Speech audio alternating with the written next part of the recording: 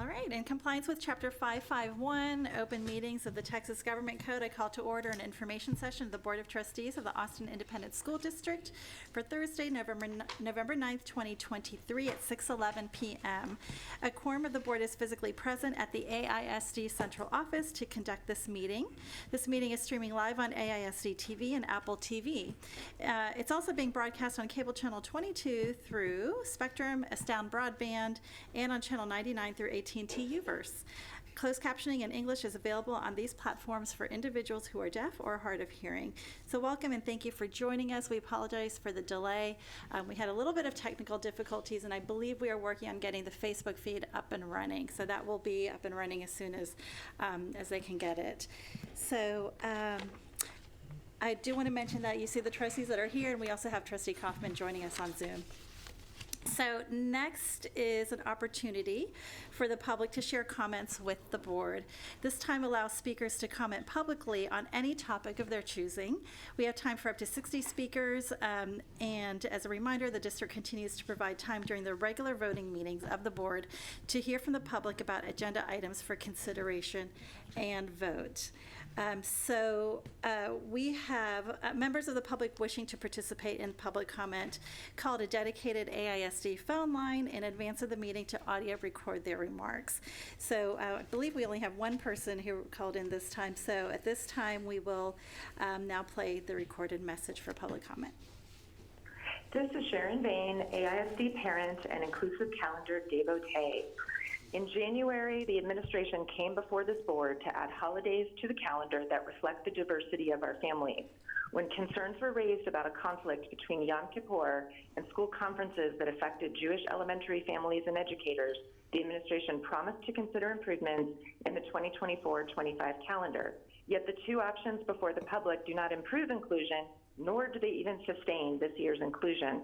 Diwali is gone, and a Jewish high holiday is only on option B.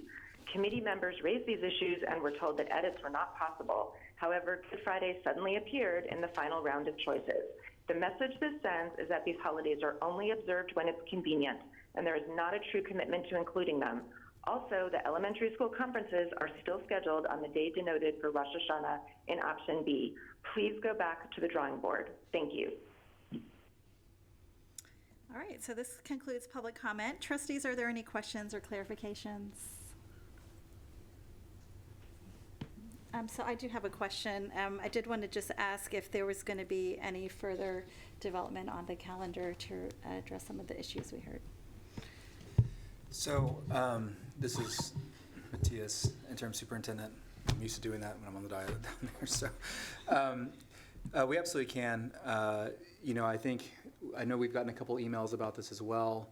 As Jacob and I have talked, as well as I'll meet with Dr. Gloria Williams, we can see kind of what feedback has come in, also receive any additional feedback from the board if they want to send it over, and then make any final adjustments and see if that meets the expectations. But we still have an opportunity to do it. But again, we went through a process, want to make sure that we understand why that process was used, and then take any last feedback and make adjustments if needed. Thank you. Thanks. Trustee Kaufman? I just want to clarify, when would the calendar come to the board for approval or consideration? December board meeting. Trustee Kaufman, it'll be the So I really would like to get further clarification on what process was followed and how the concerns that were addressed last year, how those were considered in the planning for this year before we have that vote. So perhaps what we can do is provide it, maybe a framework or the details of it in the board update, and then receive any questions from the board, and then take the next steps and kind of prepare for the December board meeting. All right. Thank you. Oh, yes. Trustee Boswell. I'd also love, I can't remember for sure, but I think in my mind, I remember a resolution. I know we did one about voting and safety on Election Day, and I can't remember if we did one about holidays, but if we did, I would love a copy of that, please. We did not. Okay, thank you. Appreciate that. Any other trustees? All right. So next up, we have the President's Report. So first, we want to remind our students and families that enrollment for the 2024-25 school year is already open. Yay! It is never too early to register for next year, and AISD has an option for everyone, including our wonderful neighborhood schools, our application-based programs, special programs, and of course, 3-year-old and 4-year-old pre-K. So you can find additional information, including our school finder, general and priority deadlines, information on application-based programs on our new website at austinisd.org/enroll, or by calling our dedicated phone line at 512-414-SEAT, S-E-A-T, or I'll repeat all the numbers, 512-414-7328. So we would like to acknowledge many important holidays and cultural recognitions occurring this week. Actually, this month is National Native American Heritage Month, which honors the histories and traditions of our Native and Indigenous communities. This Saturday is also Veterans Day, which honors those who served in the military, including many of our current staff and former students. And this Sunday is Diwali, which is the Hindu festival of lights, which celebrates the victory of light over darkness, good over evil, and knowledge over ignorance. So to all those who celebrate Sal Mubarak and Shubh Diwali, thank you. I also want to mention that as part of the agreed order with the Texas Education Agency, the agreement requires that the board shall, at the first board-authorized public meeting each month, publicly report by reading into the record the percentage of time invested in student outcomes during the prior 3-month time period and the total time spent in closed session during the prior month. We started calculating minutes in October. We will not start the 3-month average until January. So for the month of October, we spent 501 minutes in open session, non-legally required portions, and 274 minutes in student outcomes and special education monitoring for a percentage of 54.7%. The board spent 223 minutes in closed and executive sessions. Thank you. All right, so our next item is part of our commitment to discuss the student achievement on scorecard items 2.1 through 3.2, third grade fall map reading and math. So Mr. Segura, would you please introduce our next item? Absolutely, President Singh, I'd love to do that. I'd like to introduce Ms. Patty Rodriguez, Deputy Superintendent of Teaching, Learning, and Leading, Ms. Lakeisha Drinks, Assistant Superintendent of Elementary Elementary Leadership, Dr. Marianne Maxwell, Assistant Superintendent of Elementary Academics, and Mr. Dylan Feenan, Director of Campus and District Accountability, to share tonight's scorecard presentation on scorecard goals 2.1 through 3.2 from the beginning of the year. All right, team, you all have the floor.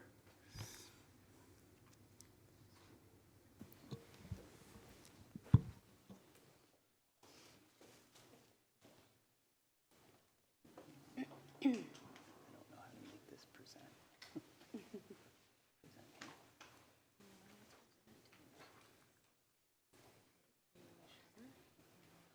Can you show us how to present that? Thank you. That guy down there. I've never seen it.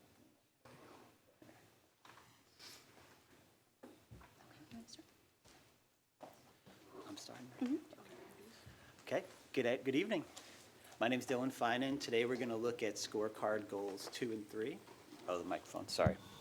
So tonight we're going to look at scorecard goals 2 and 3. To start off, we're just going to talk about the MAP growth assessment, and the reason being is this is how we progress monitor scorecard goals 2 and 3. So we're just going to get a brief understanding of what this assessment is, since that's how we progress monitor these particular goals. MAP growth is a universal screener that provides guidance for instructional supports for students. It's adaptive, which means the test adjusts as the students take it. And what that means is if a student gets a particular question wrong, they might get an easier question in that next question. And if they get the question right, the next question might be more difficult.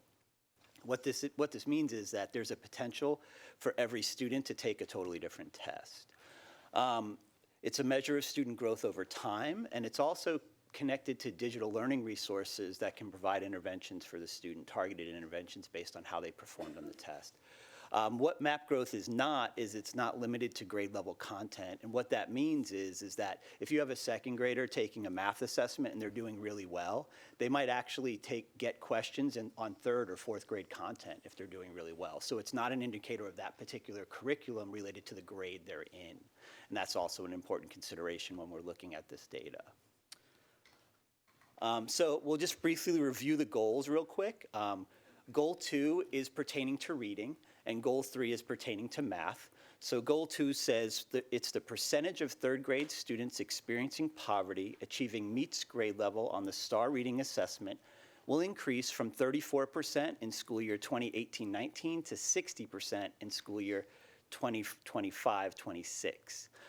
When we look at last year's STAR results, that's in the third column there. We had about 29% of third graders experiencing poverty that were at meets grade level or above. Our goal for last year was 31%. So we were shy of that goal by 2 percentage points.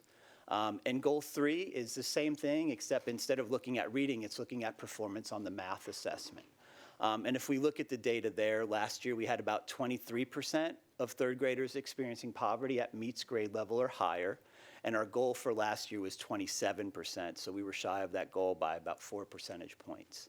Our targets for this year in reading are 39%, which means we need to increase by 10 percentage points over the course of the year from where we did last year. And our goal for mathematics is 36% of students at meets grade level or higher. If we look at how we progress monitor this over the course of this year, we progress monitor it using what are called GPMs. GPM 2.1 and 2.2 are focused on reading performance. And we progress monitor this by looking at African American students experiencing poverty and Hispanic students experiencing poverty. So when we look at reading in particular, we had about, let me start back, sorry.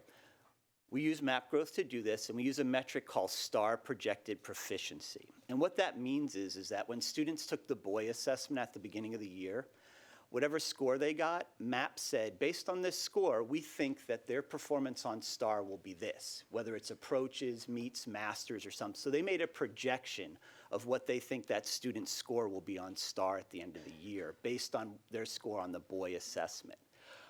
And so what I'm showing you here is what percentage of those projections are at meets grade level or higher. So if we look at African American students experiencing poverty in reading, those projections say that we have 16% of those students projected to be at meets grade level or higher by the end of the year. And when we look at Hispanic students experiencing poverty, those projections say that we are about 22% of Hispanic students experiencing poverty in third grade are going to be at meets grade level or higher by the end of the school year when they take the STAR assessment. Now for 3.1, it's looking at the same thing, but once again for mathematics. And what we saw is for African American students experiencing poverty in third grade, we have 6% of those students projected to be at meets grade level or higher when they take STAR at the end of the year. And when we look at Hispanic students experiencing poverty, 10% of them are projected to be at meets grade level or higher by the end of the year. One important emphasis here is this is the beginning of the year assessment. So this is baseline data. These goals that we set in the column there, school year 23-24 target of 40%, 39, 34, that's where we hope they will be when they take the end of the year assessment. So our results now are for this baseline data at the beginning of the year, and we're hoping we see growth over the course of the year in terms of how those students are projected to do when they take STAR at the end of the year. And as I move on, just so you know, when you see the colors there in coral for African American and that seafoam blue for Hispanic, those colors will be the same in the following illustrations we use. So when you see that red, it's associated with African American. When you see the blue, it's associated with Hispanics. So this graphic is going to be helpful for us to make some comparisons about that data we just talked about and put it in context of both the third grade population as a whole, which is the pie chart at the top, and then their peers who are not experiencing poverty, which is the bar chart on the bottom left. So I'll take a moment to just explain what's here, and then we'll talk about some of those comparisons. So this is looking at GPMs 2.1 and 2.2, which is just reading. So this whole graphic is only focused on reading. Like I said, the pie chart at the top is looking at the third grade population as a whole as sort of our control or comparison group. On the bottom right, that set of bar charts there, that is our GPM goals. So those are all our racial and ethnic groups that are experiencing poverty. That looks at that subset of that population. And to the left, you're looking at the racial or ethnic groups broken up who are not experiencing poverty. So we can look at how they're performing compared to their peers who are not experiencing poverty. The green bars represent meets grade level, which are our goals for these GPMs. So those green bars you're seeing there are really what we're talking about. And that green trend line is the goal that we want to be at. So we want all those green bars to be up at that green dotted line, ideally, if we're meeting our goals. So we'll start just by talking about the African American population experiencing poverty. And what we saw was 16% of them are projected to be at meets grade level or above, which is below our targeted goal. They're about 33% below the third grade population as a whole, because the third grade population as a whole, we have about 49.4% of them that are projected to be at meets grade level or higher. And when you look at their peers who are not experiencing poverty, we're 18 percentage points below their peers who are not experiencing poverty. When we look at that same analysis for Hispanics, we see that they have 22% of them are projected to be at meets grade level or above, which is about 47% below the third grade population as a whole. And when we compare that to their peers who are not experiencing poverty, they're about 34% below their peers that are not experiencing poverty. So what we're going to do is do this same analysis for mathematics. So when we look at math, the first thing I'd like to point out is at the top, when we look at the third grade population as a whole in math, we have 33.6% of them projected to be at meets grade level or below at the end or above at the end of the year. What's interesting is this group is barely meeting the target of 34% and 35% that we set for these traditionally underserved groups in our district. So that means math in general, we're just at that line for everybody. Not to mention these traditionally underserved groups that we're looking at as part of this GPM. So when we go down and look at the African American group who are experiencing poverty, we had 6% of them projected to be at meets grade level or above by the end of the year. This is 28 percentage points below the third grade population as a whole, and about 15 percentage points below their peers who are not experiencing poverty. Another important point to look at here is the African American group that's not experiencing poverty is not meeting this goal as well in this beginning of the year assessment. If we look at the Hispanic group experiencing poverty, we had 10% of them projected to be at meets grade level or below by the end of when they take STAR. That's 23 percentage points below the population as a whole, and that's also 23 percentage points below their peers who are not experiencing poverty. And now that we've looked at this in terms of percentages, that gives us some good information, but it's also important to think of these percentages in terms of the number of students. Like, what does this mean in terms of number of students? And so the next slide is going to summarize that. So if we look at this next slide, I'm just going to take a moment to explain why it's set up this way, and then we'll look at some of the details. So you'll see in red we have African American students, third grade, experiencing poverty, and we're looking at reading and math underneath there. And then we also, on the right, we have Hispanic students in third grade experiencing poverty, their reading and math results. What I'm going to do is take a moment to walk you through the reading example for African Americans and the reading example for Hispanics, and then I'll give you a chance to look at the math results on your own. So if we start with African American students experiencing poverty, we evaluated 237 English tests.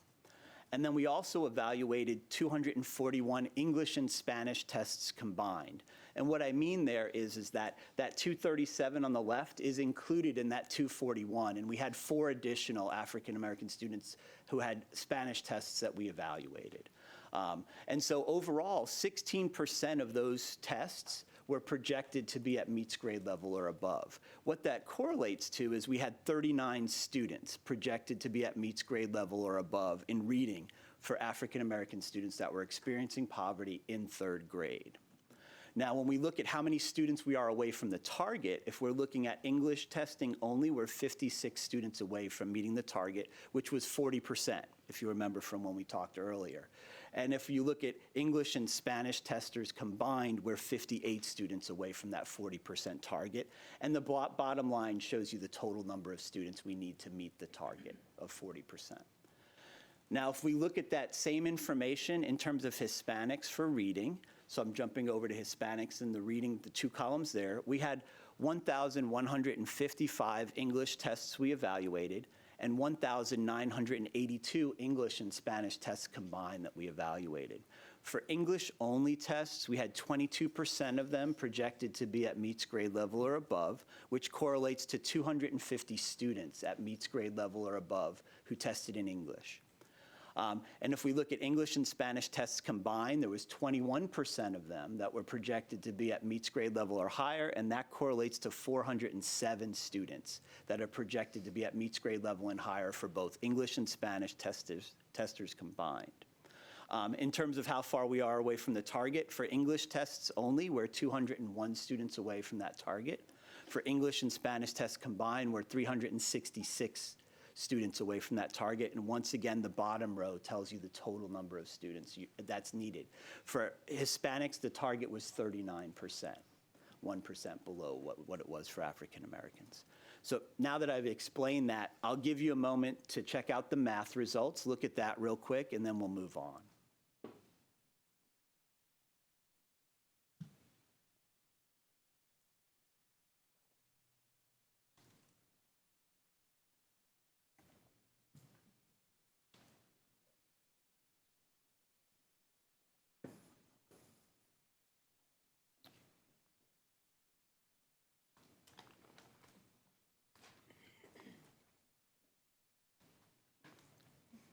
Okay, so next what I'm going to do is just cover a couple considerations we need to take into account in terms of this data analysis.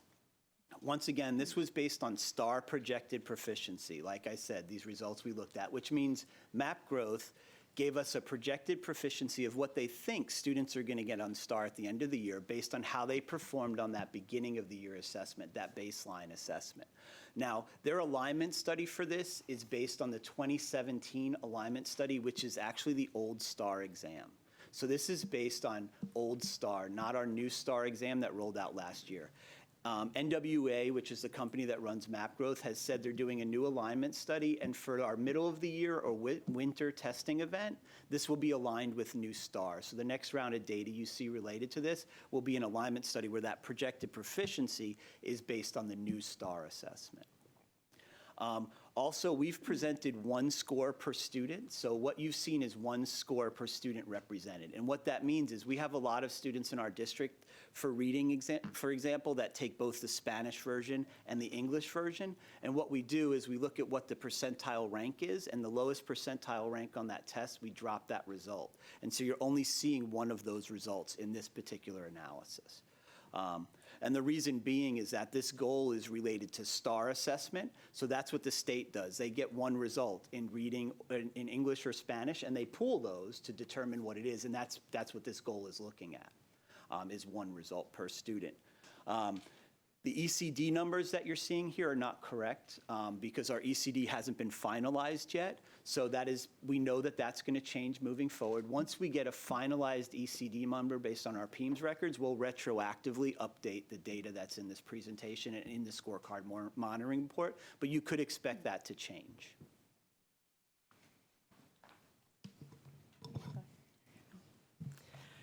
Good evening, President Singh, Interim Superintendent Segura, and Board of Trustees. It's a pleasure to be here with you tonight, and may I say it's been a great first few weeks with Austin ISD. So we have our next slide here. What we wanted to do internally is really take a look at our baseline data for this year and see where we were at this time last year and see if there was a change in the trajectory of our students last year from beginning of year to end of year. Just to inform ourselves, I know that's not part of the goal progress measure, but it's just to help inform ourselves, would there be a change in the data that we could expect, and if so, what would that change be? So we can see there's some more changes as we go through the year in math than there are for reading. Some of them for the reading scores really only varied within 2% from the beginning of the year to end of year. And but the math results had anywhere between an 8 and 16% increase, which should not be confused with growth, because their growth measure is much higher. But this is really a measure of whether or not we change the trajectory of these students from the beginning of year to be at proficiency for meets, to whether or not they were able to do that at the end of the year. So this represents a significant amount of change and growth in those students. However, if we stayed on the same trajectory this year, we will not meet our target by the end of this year too. So we've dedicated some time tonight to really talk about some of the things that have already begun to be implemented. And I know that the administration presented some things to you all in August about some things that would be implemented for the 23-24 school year. And then we also have some additional things that we really are trying to implement now that, especially after middle of year results come in, that will help with some more immediate effect. It was really what we want to do, especially for our underserved populations, is to see exponential growth in meeting proficiency. So some of the things, there were quite a few things that are being implemented this year, but we wanted to highlight some of the more critical areas, one of them being fidelity of MAP testing. We want to make sure that when we have this data and we're responding to this data, that it is as good as it can possibly be on as many students as we have. So some of the things that were put into place this year, we learned from testing last year. And worked very closely, especially our executive directors, worked very closely with campuses to implement assessment plans, make sure that timing was good, that the students were receiving the support that they needed, and that plans were strong going into. So we did see an increase from 95.5% to 97%, and we're going to continue to look for even more increases as we go through the year on that. Additionally, we've purchased a few things this year that we believe are very directly tied and easy for teachers to implement, which are Waggle and MAP Accelerator. These are two programs that work specifically with NWEA. You can import student data into these programs from every time that they have a testing event, and you can, from that data that's imported, very quickly personalize a learning path for each student. So it takes those MAP scores, it puts them on a personalized plan, it has some instruction and lessons, but it also has some gamified things for students to be able to work on in both language arts and in math. So we're rolling that out at the beginning of the year this year and working on training on that. Both the next categories are for reading language arts and math quality, high quality instructional materials implementation. So we've begun that with HMH into reading and Arriba la Lectura, and the monitoring classroom implementation. We've actually completed more than this at this time, but we have to submit some numbers for the board a few weeks ahead of time. So we have hundreds of campus visits and walkthroughs that have happened. At this point, with anywhere between 75 to 80% implementation of the curriculum. That's just one of the things. These are academic coaching specialists at the district level that are going out to campuses, visiting classrooms. It's one of the things they're looking for, but these are the people that have worked with our instructional materials and have written our curriculum as well. So they look for evidence of implementation of that curriculum. So these are the people that know it very well, and then we take that data that we get back, and then we look at it to see, okay, which campuses could use more support, how can we go and coach certain campuses, work with the administrators on those campuses to make sure the materials are there, that teachers understand them. In addition, for math, we've purchased STEMscopes Math this year, which STEMscopes is a quality resource. We've had it in science more recently as well, a little bit longer than the math. So we focused on delivery of those materials over the first few weeks, really, of campuses, making sure that they have what they need and that we're supplementing where they need some more orders.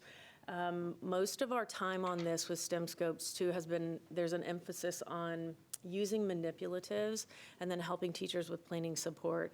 I'm sure we all know manipulatives took a hard turn during COVID, and so with turnover of teachers as well, we have some staff that either haven't used them in a long time, or they just need more training on when to use them effectively, what they look like in the classroom, how you can use manipulatives to support really early learning in math, and then just planning support with our teachers on how to use the new program.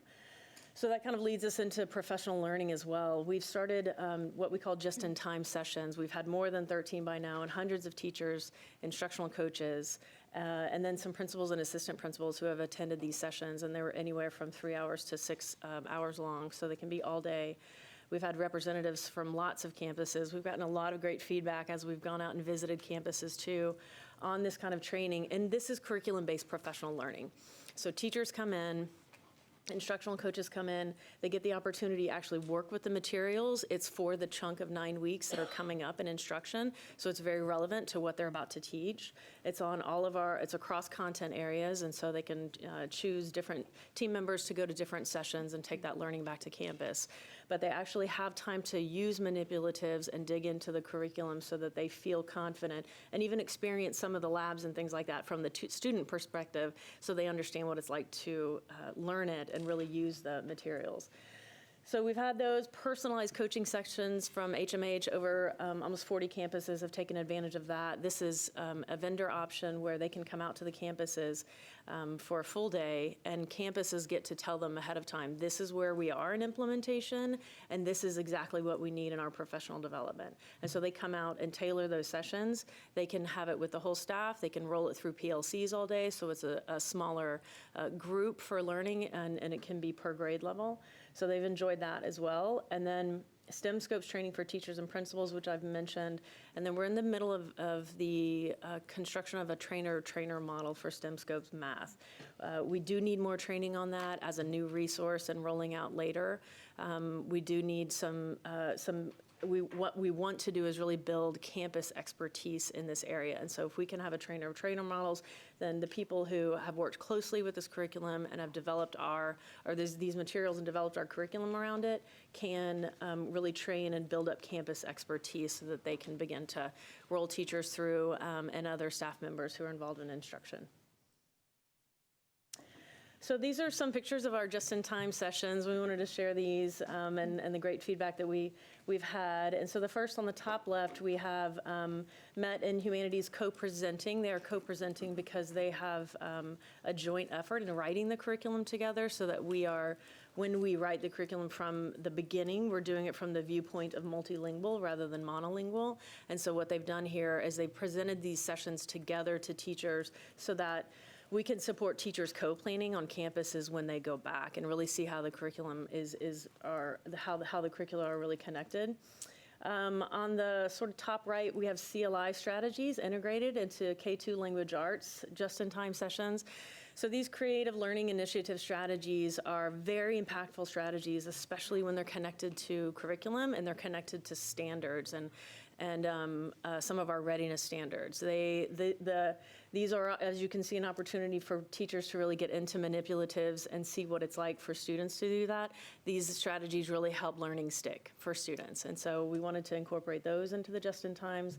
And then on the bottom left and right are a couple of pictures of our STEM sessions, and you can see teachers already getting into their planning together, and then, of course, using those math manipulatives, getting comfortable with them so that they're ready to take them back to class. And so next, we'd like to share some highlights from some of our campus visits. So since the first week of school, I have been very intentional about visiting our elementary campuses. My goal was to visit every campus by the end of the semester. I am going to be very close to my goal. I'll get about 70 visits in before December. And for one of the reasons that I do that is because the learning of our students has to be personal for each of us. If you look at our number of African American students in third grade, our numbers in general are very small. So someone on every campus, actually more than one person, should know this group of students. all of our African American students, because again, relative to the size of the district, it is very small. And so as I walk and talk with the principals, that's what the visit looks like. We visit classrooms. We don't sit in the office. We walk and talk. What do you need? What's going well? And then I do ask very granular questions about the data. So even for a campus that has data where most of their students are reaching meets, we do talk about the student groups. And so how are these groups of students doing? Because it is very important in every capacity of this organization, we call out the numbers that we are presenting. We can't move it if we don't talk about it. And so there are great things happening on campuses that we capture so that we can share with other campuses. The first image that we have is a binder on the foundations of literacy that we found at Hart Elementary. One of the great things about this is it's actually in the classroom of one of our novice teachers, so a first-year teacher in 4th grade at Hart Elementary. And another piece that is special is not only is she novice, but she's found a way to provide instruction around foundational literacy skills in a way that are age appropriate for the student. And so they are learning, some of the early elementary skills, but there is no embarrassment or shame about it in the way that she is delivering it. The picture at the bottom, if you look closely, you may wonder the age of these elementary students. And in fact, they are not elementary students. Those are parents at Lee Lewis Campbell Elementary Media and Performing Arts Academy. And so a few weeks ago, they brought in their parents, walked the parents through the school day, including the materials that they use with the students and resources, and talked about how these materials can be utilized at home and other family-friendly ways that parents can support the students. And then you'll see in the middle, this is a bridge wall from Jocelyn Elementary. One thing that we have been focused on is really utilizing our students' language strengths in order to build their areas of growth. And so we have worked with Dr. Esquero on some strategies for identifying similarities and differences in language in order to systematically build the other language. What we've seen in recent months since implementing the bridge as a district, actually years, is that we were using the walls mostly for cognates. But there is a lot more that we can leverage using this instructional practice. And then the last group of pictures is from Norman Sims Elementary. Something special about this picture is if you notice, all of the students are working in groups. They're collaborating. Again, that's a transition that we are still working very hard at as we, have come out of the pandemic, is going back to best practices, using manipulatives, having students practice listening, speaking skills with one another in the small groups. And then you'll also see a teacher leading small group instruction. And so again, as I mentioned earlier, our work has to be very individualized. And so we are really meeting campuses where they are with a specific focus on our campuses that serve a large majority of our marginalized students. And so our campus and district accountability department has supported campuses with digging into their data and really tracking their students and looking at the outcomes in comparison to what's happening in classrooms. Our campuses that aren't experiencing high levels of academic achievement or growth, we know they experienced a large number of vacancies over the last couple of years. And we've made great strides in filling those vacancies, but what that means is that they now have a large number of novice teachers. And so again, we celebrate that we do have teachers in the classrooms, but we recognize the responsibility of building the capacity of those teachers. And so our academic coaching specialists and members of our MET team are working very closely supporting teachers during planning.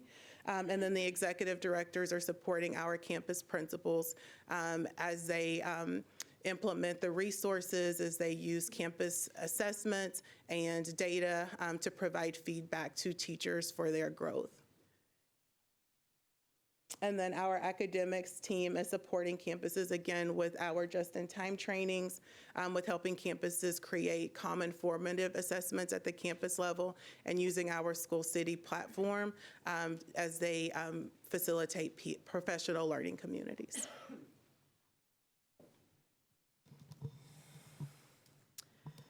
So I mentioned earlier, we have some long-range planning, and then we also have some short-term targets that we want to hit. And so as far as our long-range planning goes, some of the things that we are working on right now that really speak to this third grade outcome are early literacy and early numeracy frameworks.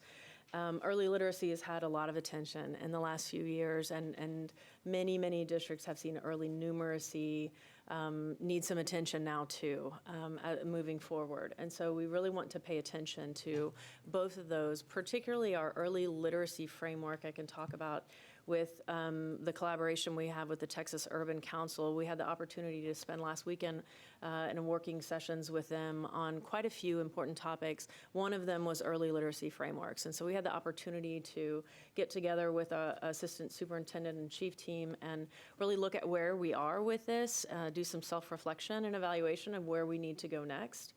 And that was a great time for us to be together and to really think through what we have, but what we need to do.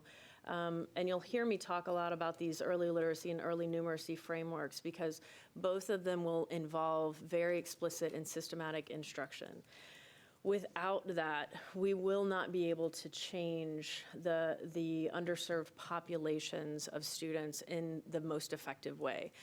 Some of that is with high quality instructional materials. Some of that is with the best practices that my partner, Ms. Drinks, spoke of as far as knowing when and how to conduct small group sessions that are really responsive to data. So it's really important that we roll those out. They're very comprehensive frameworks. We're also working with a model for center schools. We have a grant through TEA that allows us to do that. They're training right now some of our academic coaching specialists, actually all of our academic coaching specialists on research-based instructional strategies. And from after that, we'll start working with them too to help facilitate us at the district level of what our long-term vision and framework needs to look like for early literacy. And that's a very comprehensive framework. So it involves district level leadership and what we believe and how we will lead it and what we know about early literacy.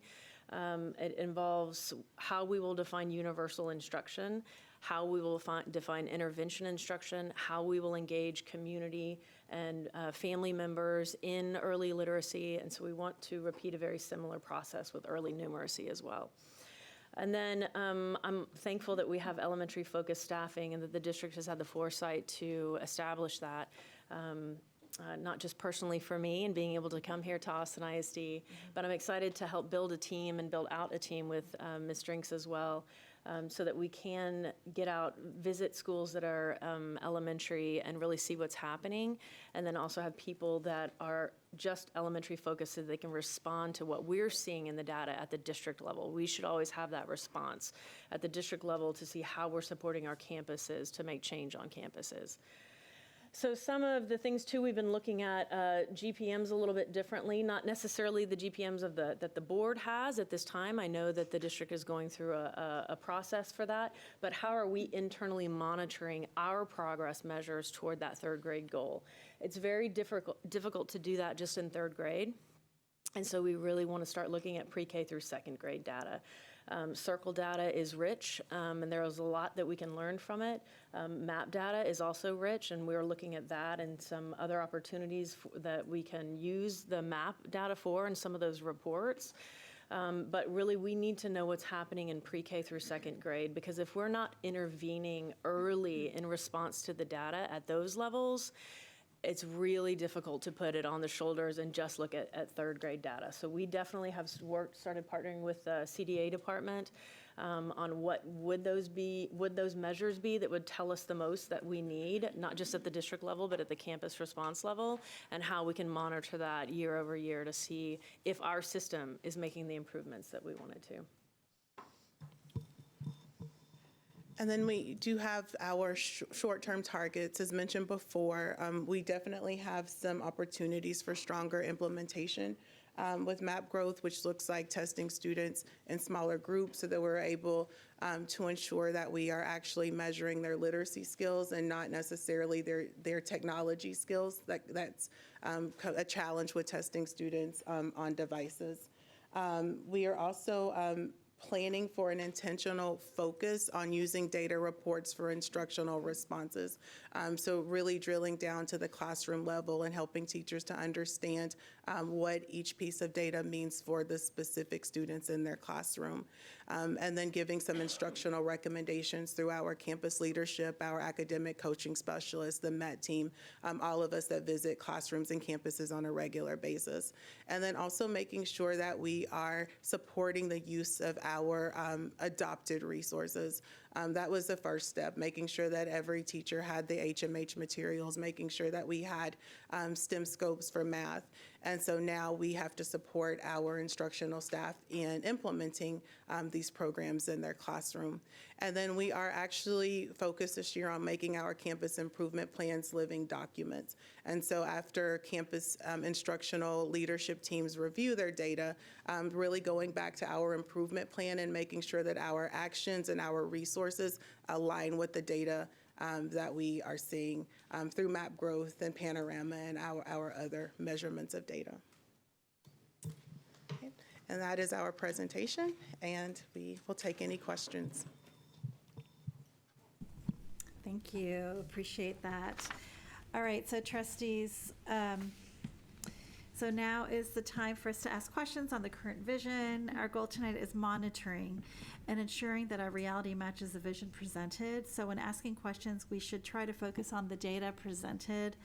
That's why I had to get my reading glasses on to be able to read all this good data, the thorough data that's here, and asking questions about who, what, why, and how. And so with our new practices, to just go down the line, we'll start with Trustee Whitley Chu and just kind of go on down. And you don't have to speak if you don't want to. I got really excited when you were talking about early literacy and early numeracy. And I feel like this is probably a question for a different group, because y'all are, into the kids we have now. And I'm curious, when we're talking about that pre-K group, of what percentage of our population who's within the boundaries that are pre-K eligible are in pre-K in Austin ISD, because we know these third grade scores aren't built in third grade, like y'all, like you're saying. We're working on it. Well, this team wouldn't be able to I was saying, this is not, but yeah, because that'd be a different they're team, but getting the I can curriculum, provide that so- information certainly to the board. Thank you. That's just the top of mind question I had right now. So thanks, guys.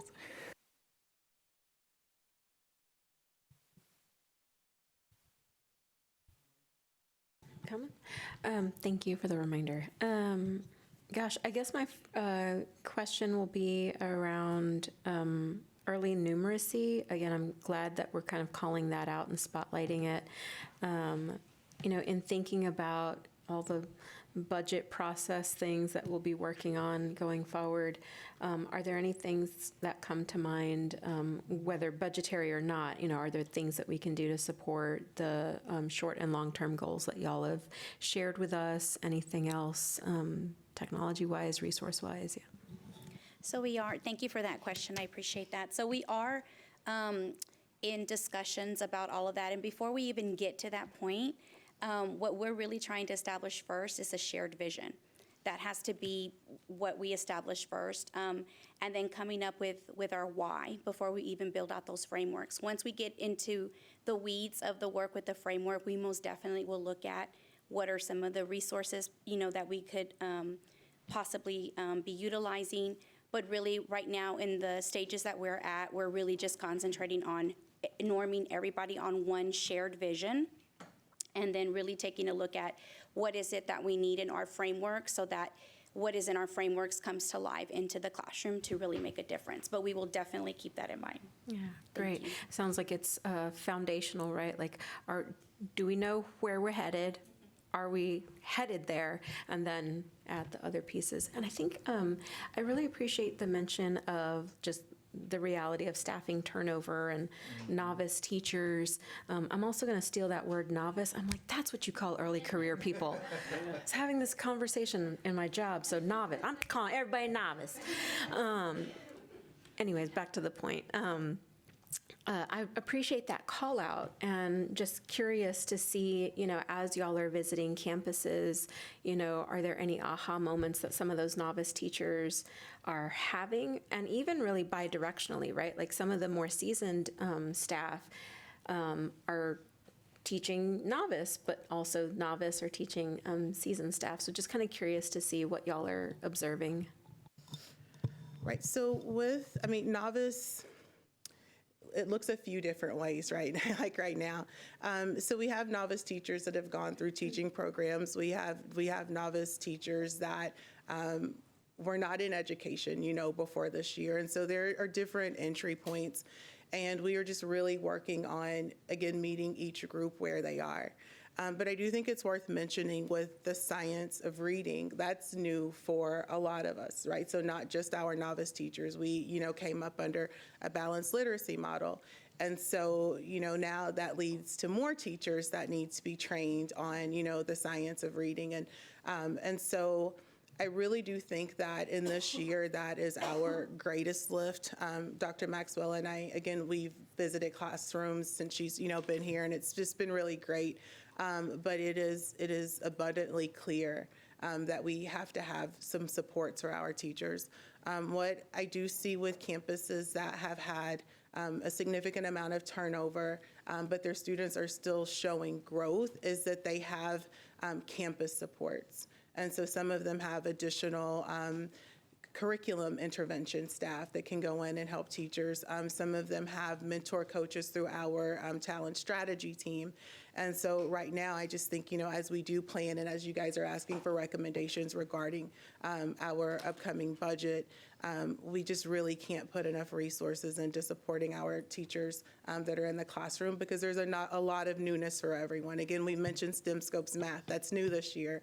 Really focusing in on HMH, like in ways that we haven't in the past. That's new this year. We'll have a new science adoption next year. Mm-hmm. And so there's a lot of newness, and with that, there are a lot of opportunities to grow our teachers, because that's the best way to keep them. Like, every teacher desires to be successful with their students. And when you come day after day and you don't see the growth, is when we start to lose them. And then we're in a cycle of turning teachers over. And it's really the same campuses that are impacted through this process. And so our work is really rallying around those campuses and giving them the first opportunity for just-in-time trainings and all of those, opportunities. They're first, and then we fill the remaining seats with our other campuses. Great, thank you. Oh my gosh, I had two more questions. This is why I need to write these down. One of them was around the parents that received the information at Campbell. I'd like to hear a little bit more about, what was the outreach, time of day, were there multiple opportunities, that sort of thing. And then also just any, again, observations that y'all or maybe the teachers or principals may have had about that. So that is just one campus that I highlighted. All of our campuses have some form of outreach. This particular event was in the evening. It was an evening event. I'm going to plug Mr. Moore's Instagram. So he has a whole little commercial where he's ordering his dinner and inviting staff to come out. I think it was the first day that it got cold a few weeks ago. And so it was an evening opportunity, but there are daytime opportunities through work with the parent support specialists, through parent coffees. So different times based on the parent schedules for them to get that information. I highlighted Campbell because I thought it was a great opportunity. But again, Mr. Moore's Instagram worked. It caught my attention. And so I learned more about their event. Okay, that's awesome. And I think that's probably true for some parents too, right? We might stumble upon it. Same thing for Instagram. I know I follow some elementaries on Instagram and TikTok. And so I love that real world story. And yeah, I would just be kind of interested to see uptake and parental engagement. And I'm also thinking about, right, the usual thing, right? Press for time. You want your kids to do well. You have to pay all of those things. And so, maybe there's also a way for the parents to then share that with other parents, right? Just word of mouth. So, and I had another question, but let me remember it. I'll write it down and I may do. Thank you. Thank you all so much for the information, the presentation, the new things. Really appreciate lots of what was here tonight. So it helps things come into focus and understand the work. So I appreciate that. I also want to start with another appreciation. Huge thank you for putting the number of students in the data. We talk about trends and abstractions and percentages, and we know we're talking about students, but it distances that from us. And having that number just is a really important reminder that we are talking about individual children. And so I really just want to share that appreciation and hope that that is a new feature as we work to kind of retool these reports. So really appreciate that. And really want to go again, I know we've talked a lot since the pandemic of the gaps in math and kind of what we see and why, and want to know if there's any new learning about kind of why we're seeing those bigger gaps in math that I think at first we were told, oh, we just need to fill in some gaps. They'll leap forward once those gaps are filled, and that's obviously not what we're seeing yet. So I would really love kind of your latest thinking on what you're seeing and whether you're seeing bright spots where it is being done and is kind of leaping forward like people thought it might. Start and then you can kick off. So thank you for that question. You know, I've reflected a lot on the way instruction is today, and I was having a conversation with a principal, and I said, you know what, a lot of us weren't even taught that way. We didn't even teach in that way. And so it really is a different way of teaching. I'm also going to really lay out the importance of internalizing a lesson for teachers. Not just for novice teachers, but for all of our teachers who are really looking at the different applications and concepts and steps for math and really understanding how do you go about doing that. And then also trying to support our teachers with those teacher moves. All of that together, I think, is very challenging. And it's not just for our novice teachers, it's for everyone. I'm gonna let you add a little bit more to that. Yeah, and I think as Ms. Drink spoke about novice teachers, it is true that, you know, yesterday they were a psychologist and today they're a teacher, which probably helps in a lot of ways, but doesn't necessarily give you the content knowledge. And math is different than it was when we went to school. And so a lot of that conceptual math and the way that they learn it and really attack their thinking in math is very different. And so teaching that is very, very new. And I do think it comes on the heels as well of a strong focus on early literacy. And I do believe early literacy is a key for our students, but it over time, it will come at the cost of math if we don't start paying attention to math. Thank you all for that. And I'll use my a moment to say I really hope that we have some community support for early numeracy in the same way we have our Greater Austin Reading Coalition through the United Way. I think we have such a tech-focused, math-loving community that we have some really fantastic opportunities, and if there's anything the board can do to support exploring that, I think we're available for that. Thank you. I have a question about that growth and projected proficiency slide, and I'd love to go a little more deeply into kind of what you were looking for and what you found in that, because I found it was an interesting way to look at our data year over year, and we haven't, like you said, we haven't done that, and would love to know more about, you know, kind of how you did it and what you found and what you're taking away from that.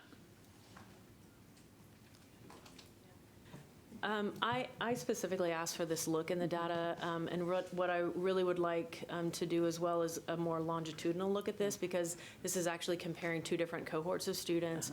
So when you only do that for 1 year, you don't get a deep enough look at whether or not your system is improving. And so over time, I would like to continue to look at beginning of year every year so that we can see if we are making advancements in pre-K2, we should see every year a little bit better look at third grade. And so that's really what the intention of that was. And then just to see if we I wouldn't call this like a historical look, just looking at last year, but just to see, okay, and this is part of me getting to know the system as well. What did we do last year? What trajectory were our students on? And if we stayed on that trajectory, would we make our target? So I needed to know that information as well. Thank you. Appreciate that. And I have a bit of a follow-up to Trustee Wilshue's question. Just, are we beginning to look at things like, was there a certified teacher, or was there a substitute teacher, or did these children have access to pre-K, or did they not? Kind of what are we digging deep into all of those things kind of at that individual level to figure out what is making the difference? I don't have specific numbers, but definitely those are conversations that we're having. And we'd like for them to be deeper conversations and more than just one-offs, right? So we'll have those conversations for maybe a particular vertical team, or maybe certain, campuses where we know that there have been a large amount of vacancies. But most definitely, that would be very useful for us to know. And then again, I go back to why it's so important for us to have that early learning framework, which encompasses all, the social, emotional, our literacy, our math, the importance of dramatic play. I could go on and on about this, but that's why it's so important for us to do that work. But most definitely, those will be conversations and things that we can dig into to see exactly why some of our students did not make progress. Okay, that's helpful to know, and hoping that can inform our work with the administration on budget and kind of strategies, so. Yeah, I think one thing I would add, and Patty, I think it'd be good for you to share this, but, just like last year, we invited a lot of our campuses in, our campus leaders, to have conversations with us around what they're experiencing now. And these campuses represent, primarily Title I campuses that have historically had a lot of vacancies. And, each one of them has a story, right? And each of the things that we're talking about, whether it's vacancies, curriculum, novice teachers, new leadership, plays a role in the overall performance of the school. And so we've learned a lot. We actually just spent 2 days meeting with principals and having conversations. And so a lot of what we're hearing are just themes. Like the novice teacher, that is one thing that we anticipated, but we didn't, I certainly didn't recognize kind of how deep it was going into and permeating into the system. But it's one of those things, you have to ensure that the individuals that you're holding accountable have the resources to be successful. And so we're spending a lot of time there. But we're learning that, and those opportunities allow us to adjust and improve. So it's not any specific thing, but we're seeing themes for sure, and we can certainly share those with the board. Thank you. I appreciate that.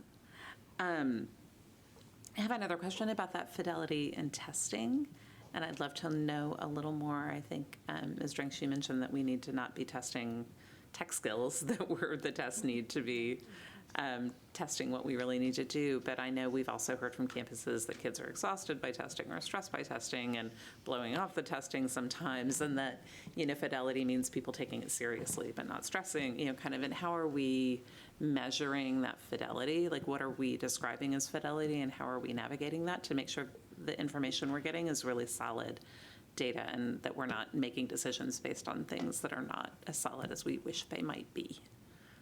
Right, and so with the elimination of the short cycle assessments, we really have just map growth, right, to focus on. So that helps with some of the testing fatigue, right? So we are just really at the beginning of the year, other than kindergarten, we only had map growth.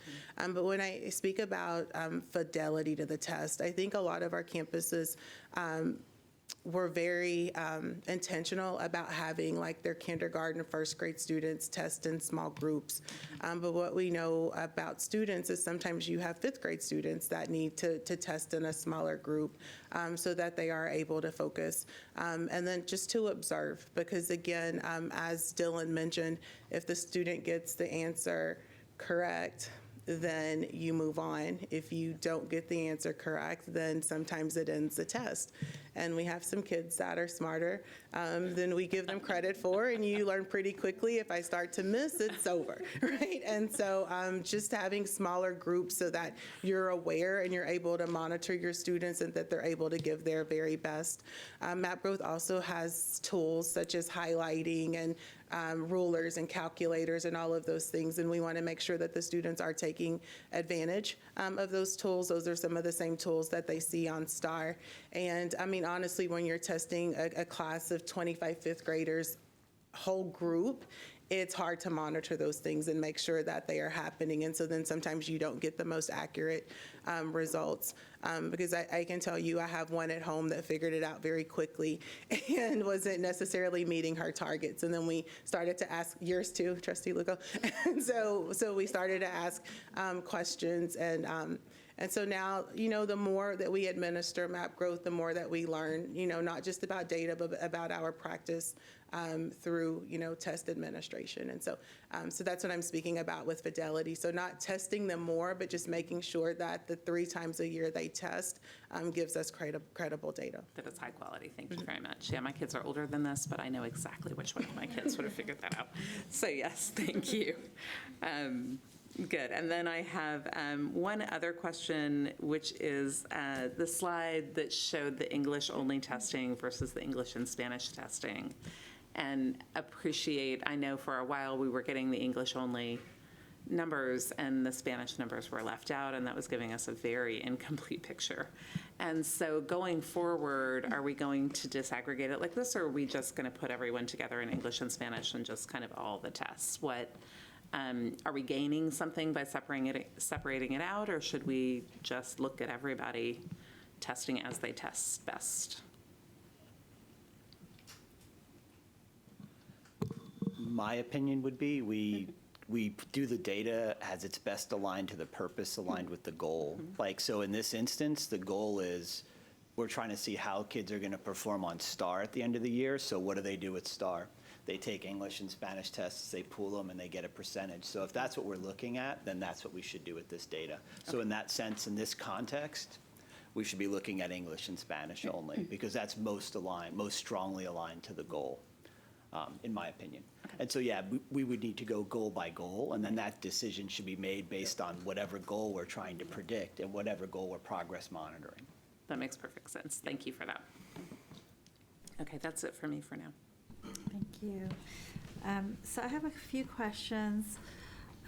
So it is helpful to look at sort of the absolute scores by campus, and then to also look at the growth. When I look at attachment 4, which is the math beginning of year performance, and I'm just going to focus on that first, because that is where, at least in our last performance report from TEA, that's where we had the red X's, like where we weren't meeting growth. But I noticed, when I looked at the eco-disc column for all students, I was like, okay, who are the outliers here? Where are we seeing like 80% pass, rates? And, it's 2 of our campuses that are probably that serve the wealthiest students. And so,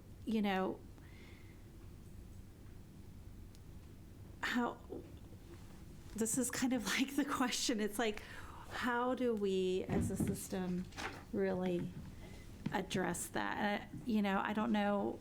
I mean, I'm hearing things for sure. I am curious to know, though, like how closely the administration is looking at that and using that to inform,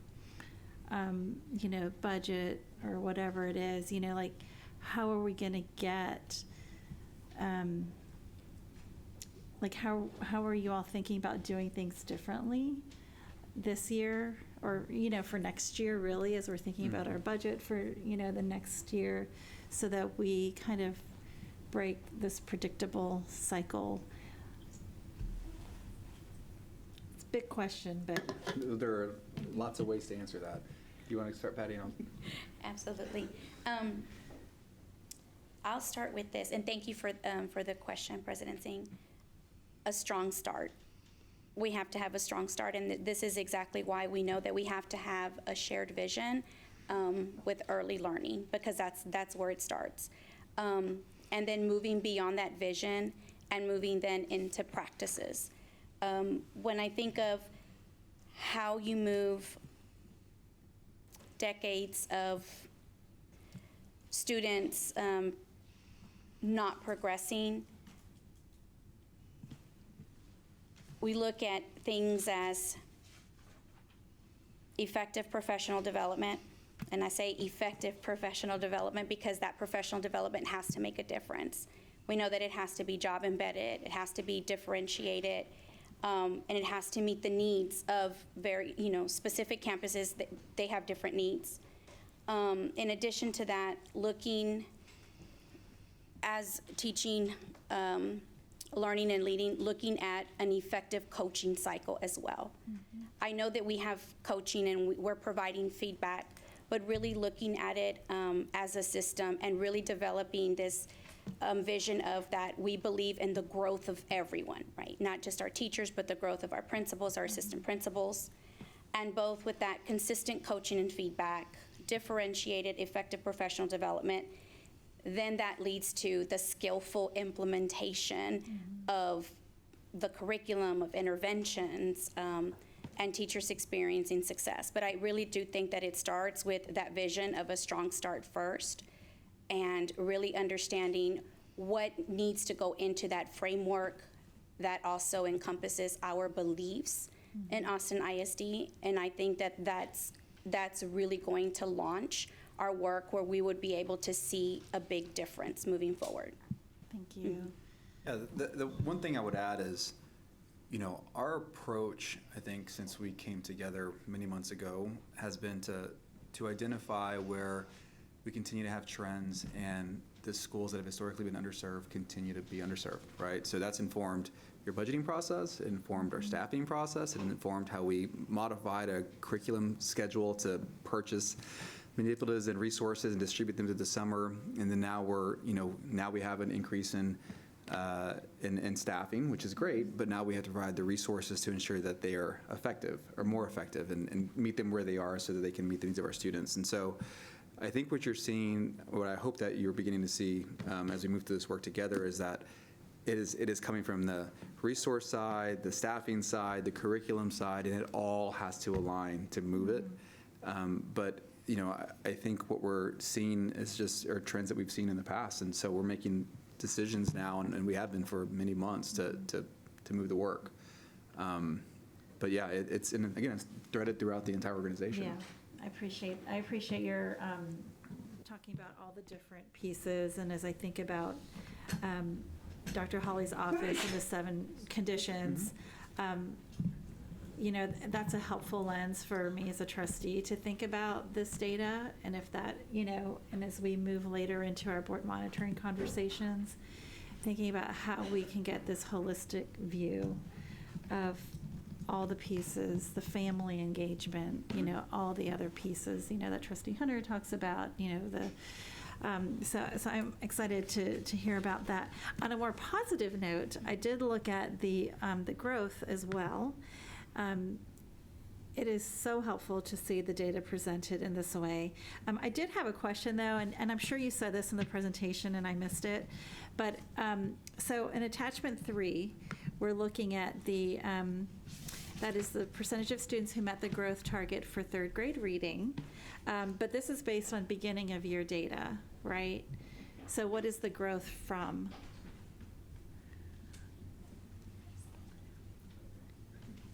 That's attachment 3.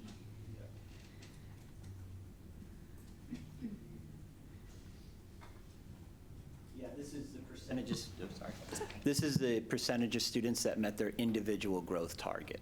So, Okay. and it's boy to boy, so map Okay. growth does fall to fall. So this is based on when they took the assessment at the beginning of last school year Got it. compared to now, and Okay. what growth is the growth they experienced comparable to their peers across the nation in third grade that had a Okay. similar week's worth of instruction? Okay, so they last look year's at weeks of boy- instruction, actually, yeah, and it's a comparative value. Like, Okay. so did you grow? How did you go compared to all your peers across the nation, you. given that Okay. weeks of instruction you had over that time period from That's boy good to boy? know. And so then this only includes students that have been in the district continuously then, right? Yes, it would. Okay. Yes. All right, so, thanks for that explanation. So I'm looking at attachment 3. And I wanted to highlight actually, so like Pickle and Pillow did a great job. Like they had 80% of their students, 80% of their economically disadvantaged African-American students meeting the growth target. Okay, they were like the 2 highest campuses. I'm not going to name the other ones, but so don't worry. But I did want to kind of acknowledge them, but also ask you, why? Like, why do those 2 campuses show more growth? What are they doing differently from campuses that maybe only have 30% of their economically disadvantaged African-American students meeting the growth target? So Dr. Maxwell and I were at Pickle last week or 2 weeks ago. And one thing that Principal Waters highlighted is that I believe she only has 4 new staff members this year. And so she attributed that a lot to their smooth start to this year. But in addition to that, they have very strong PLCs. So to support the teachers that are new to the campus, she has a very intentional model for looking at student data. And when we say student data, we don't mean that she's giving a multiple choice test every week, but they have student artifacts and they're looking at the growth, and each student has a goal, and they're very intentionally monitoring each student's goal. And so again, when I look at the campuses that have greater growth relative to other campuses with the same demographic, those are the trends that I see, is that they know, each student has a goal, they meet that goal, and then they set a new goal, and then they continue to make progress. But again, the other trend is really teacher support and what it looks like when they pull the teachers together during that professional learning time, and just really being responsive to the needs of the teachers that they have on their campus. Okay, that's helpful. And then a kind of a similar question, attachment 5, which is the same thing, but it is math. It's really, so that was for reading. So for math, there were, so Blanton had a relatively high percentage of economically disadvantaged African-American students meeting the growth target in math. Do you happen to know why? Yeah, you see the same best practices across both content areas, right? Like strong instruction, strong teacher support, modeling, a regular coaching cycle, which Ms. Rodriguez mentioned. But I think we've called it out a couple of times. We are not seeing the rapid growth in math in general. I think that allows, the campuses that are seeing it to stand out even more. I think with this round of data, it looks a little better. As we looked over data last year, it really moved along slowly. I think when you look at our end of the year STAR results, you'll see the gaps in math. And I think for me, and Dr. Maxwell and I talk about this when we visit campuses, we really are seeing how important it is to build math concepts using concrete strategies. We were at a couple of campuses today that typically do well. They don't serve large numbers of marginalized students. And even those principals are saying that they're seeing gaps around 4th grade, where the students may know the math multiplication facts, but they don't really know the concept or what it means to multiply. And so with that, we really are having to take everyone back to really using Manipulatives 101. Our new STEM Scopes adoption is really great with that. It tells you which manipulative to use. There's a demo for the teacher. And so really that's where our efforts are going into building those strategies. Okay, thank you. That's helpful to understand. And then I wanted to also look at the emergent bilingual as well. And I was looking specifically at the economically disadvantaged emergent bilingual. And there were several campuses that had over 70% of students who were economically disadvantaged emergent bilingual who were meeting their growth target for third grade math, which I was I was like, oh, that's interesting, because that wasn't necessarily the case with the economically disadvantaged African American students. But, like Norman Sims, Padron, Cook, Linder, Tia Brown, there were several campuses where it seems like their economically disadvantaged emergent bilingual students are meeting the growth for math, grade 3. So I'm like, what's happening there? Is it because they're implementing the dual language in the way that, has fidelity? Is it parent engagement? Like, do you guys have a hypothesis or a theory? Well, the EB numbers would possibly include more than just the students that are in dual language, and so we would need to look at, whether, like, disaggregate that data to see how the dual language students are performing, and as part of all of our EB population. I do know of several campuses that we have visited and that we talked with principals a couple of days ago that have strong partnerships with the MET, the multilingual education team, and they are conducting some pretty high quality trainings that are SideLits trainings, such as 7 Steps, to really address second language learning. You will see a lot of that in math, since first grade up in our dual language program specifically is in English. So that might be some of what that is, but it will almost always go back to what Ms. Drink said, which is there are just some great best practices on campuses that really affect student outcomes, such as strong PLCs, looking at student data, and really knowing how to respond to that data, in addition to just the good instructional practices that are happening in the classroom. Great. I will add to that, as I look at the data with my executive directors, because we do look deeply at the data, we've observed that even if you look at our reading data, our Spanish reading data for our marginalized groups is stronger. And so right now what we're seeing is just a huge need to support our ESL classrooms on campuses that have a large majority of dual language classrooms. So we have a number of campuses where you have 4 dual language classrooms and 1 ESL classroom. So that teacher is a standalone. So they don't always have the partner on campus to pair up with. And it's not ironic that those classrooms are also where our African American students learn, because they're ESL. So those are things that we really have to look at and pick apart. Like, so what does the instruction look like there? And are we supporting those classrooms to the same extent that we, support, that you focus on our dual language classrooms and our, our special ed programs and all of that. So, so as far as, my team goes and Dr. Maxwell's team, we really are visiting ESL rooms, talking to ESL teachers, talking to principals about what do you need in those rooms, because ironically they're ESL classrooms, but we're talking about our Native English speakers, again, typically our African American students. Okay, thank you. Okay, I'm done grilling you. But I really appreciate it. I was very curious about some of these numbers, and just thank you for all the strong work on this. Nope. Candace.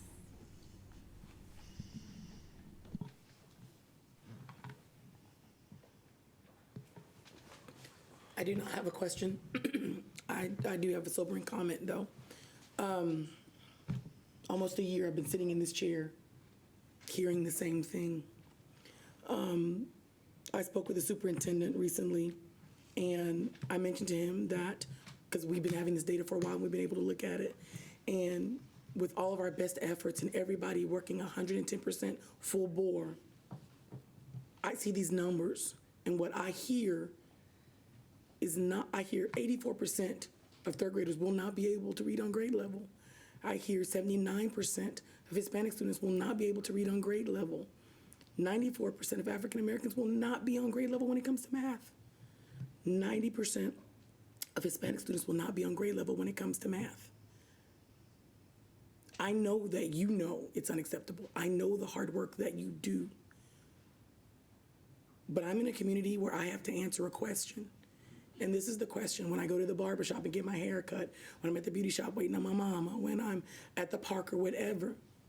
There is a refrain that I hear that I have no retort for. AISD don't care about black kids. What do I say? How do I answer that? Can I point to anything specifically that we are doing? It's like, no, we have taken time and investment, generally, early literacy and other things, but I have nothing to say that we understand, we know, and we are ready to make a concerted effort and a difference. I know that we are doing that, but I cannot point to any one thing. That's a concern for me. And as we move forward in the work, I could pull in 5 random people off the street tonight, and they will tell you where teachers turn over. We know. I taught at those schools. Webb, Dobie, Martin, Reagan, which is now Northeast. It was Reagan when I taught there. We know this. It's not going to change. So I guess if I did have a question, it would be, we already know this, and we've known this. So what do we do in spite of all those circumstances of teacher turnovers and teachers coming out of EPPs unprepared, so that when they drop on our doorstep, we're like, got it. We already know you're not ready to go. This is what we're going to do for you. This is how we're going to get you ready to work with our kids. You asked about Mr. Moore. Mr. Moore has an expectation. He expects every single parent, as to the best of their ability, to be involved. That message does not go out. Some of our principals, God love them, are swamped. They're so new. They don't have time to go knock on every door and be like, where you at? Your kids need you. Teachers are buried beneath a load. They cannot knock on doors and say, did you know that your kid is not quite here yet? And here's some things that you can do at home, or when you're in the grocery store, or when you're at church. We have got to get to that point. Whatever we can do budget-wise, man, I'll push for it. He might not let it, I might be the only voice. I don't believe I will be, but we'll push for that in a budget. If you want there to be small groups of people testing, there got to be more people in that room, because that one person can't do it, right? She'll be testing 5, and 5 will be off the wall, right? So if that's what we need to do budget-wise, then we need to know that as we begin this budget process. If there needs to be more training for new teachers coming in or whatever, then we need to know that so we can build that into our budget, because we cannot sit here another year and say we threw everything at it, right? We got new programs, we got but we have to have something to be able to point to. But I do want you to if you can't type it out, put it somewhere on your desk.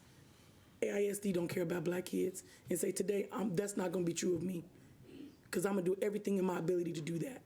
And I appreciate what you do. And as I move throughout the community, again, I know that special education said they were willing to come and talk with parents. If you guys have a plan or something where you want to come to one of the little crack the codes, as Noelita calls them, to talk to parents, then I'm welcome you and want to have you. But we have to do something, and we have to do it has to be immediate, decisive, and it needs to be big. And like I said, even if we continue with our best efforts, the computer's telling us this is all you're gonna get. We cannot accept that. That's a big no for me. Thank you.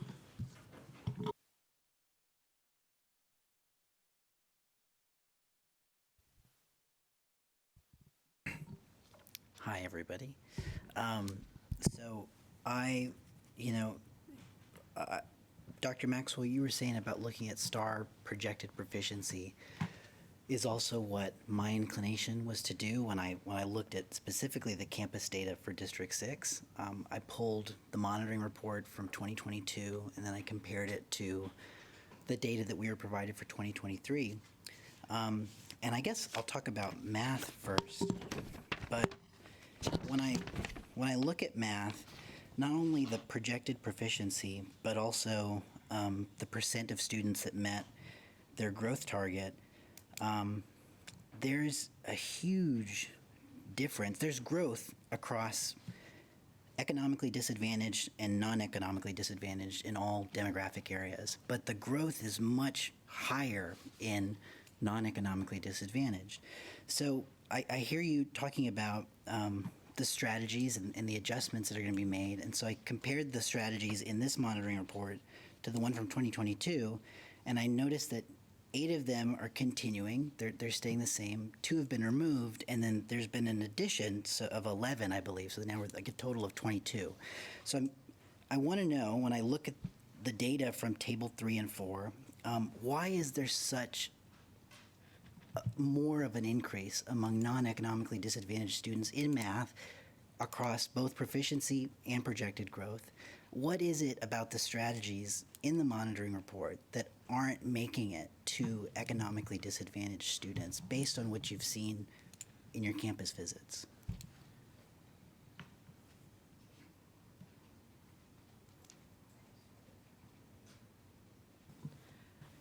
I can start to try to answer the question as far as what we've talked about now. I wasn't in the classrooms here in 2022 or part of the planning of those strategies, so I can't speak to that specifically to what those strategies may or may not have accomplished.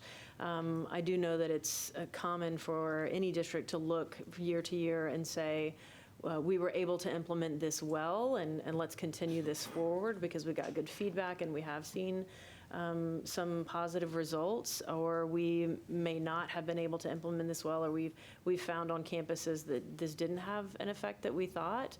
And so I'm going to make an assumption that this district would do the same thing, and choosing in August to present on the 23-24. That's the year we're in.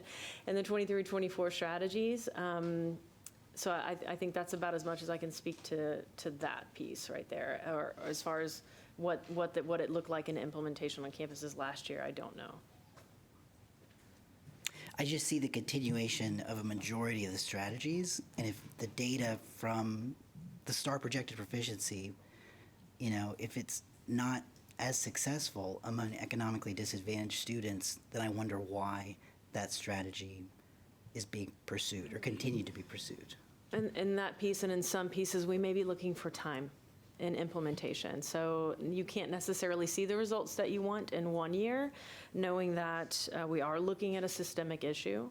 And so it may be that some strategies are continued because we just need more time with them, or we were able to make some tweaks that make it more successful now than it was previously. Some of the results, are good. When I look at for non-economically disadvantaged students, it's great. It's up 9 points among African Americans, 13 amongst Hispanic students, 10 amongst white students, 15 for emergent bilinguals, and then 8 for special ed. So they're working among, there's big improvements among non-economically disadvantaged, but I just wonder what about it is not getting down to economic. But anyway, we don't have to belabor that.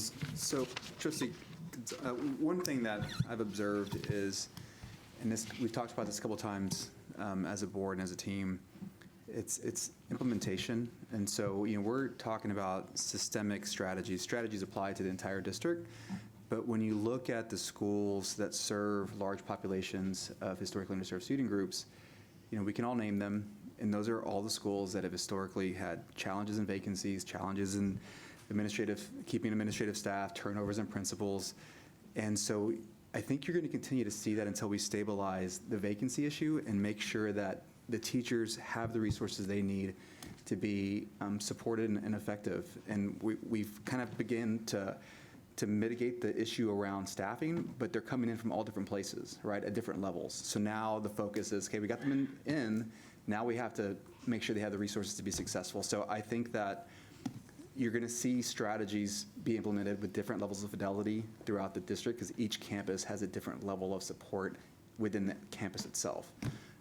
So that's just one thing I've observed, and I just didn't want that to go, without being mentioned. Thank you. That's all for me. Thank you. All right, Trustee Kaufman. Thank you. First, I just want to express my appreciation for all the work that goes into both these reports, but also all the work that goes on campuses and at the district office to address these pressing needs. And I know people are working extremely hard, and I appreciate that. I do want to echo Trustee Boswell regarding the appreciation for including the student counts and not just the percentages. I also echo Trustee Hunter's expression of pain and urgency because those individual students that this data represents are counting on our district to do better and to help them to prepare for their life after school. And so I just want to echo both of those. And I do, as we consider as the board is now reconsidering what our targets are going to be and this monitoring process, I invite you to continue to humanize this reporting process and let the board know what we can do to humanize the reporting process so that you can communicate the collective outrage that I know that our teachers and our principals and our district staff feel regarding the current results and the collective passion that you all have for ensuring that our district meets our moral obligation of ensuring that all of our students are learning to read and to use math. And I know that passion is there, but when we report on the heavy reporting on the numbers, and this is the number of students we need to hit the 40% mark, that passion isn't there. So I just encourage you to continue conveying that passion that our district staff feels. Question. So do we know which Texas districts are achieving 80 to 100% of their Latino and African American students experiencing poverty, scoring at the meets grade level on reading and or math? Do we know who are models out there that we want to emulate?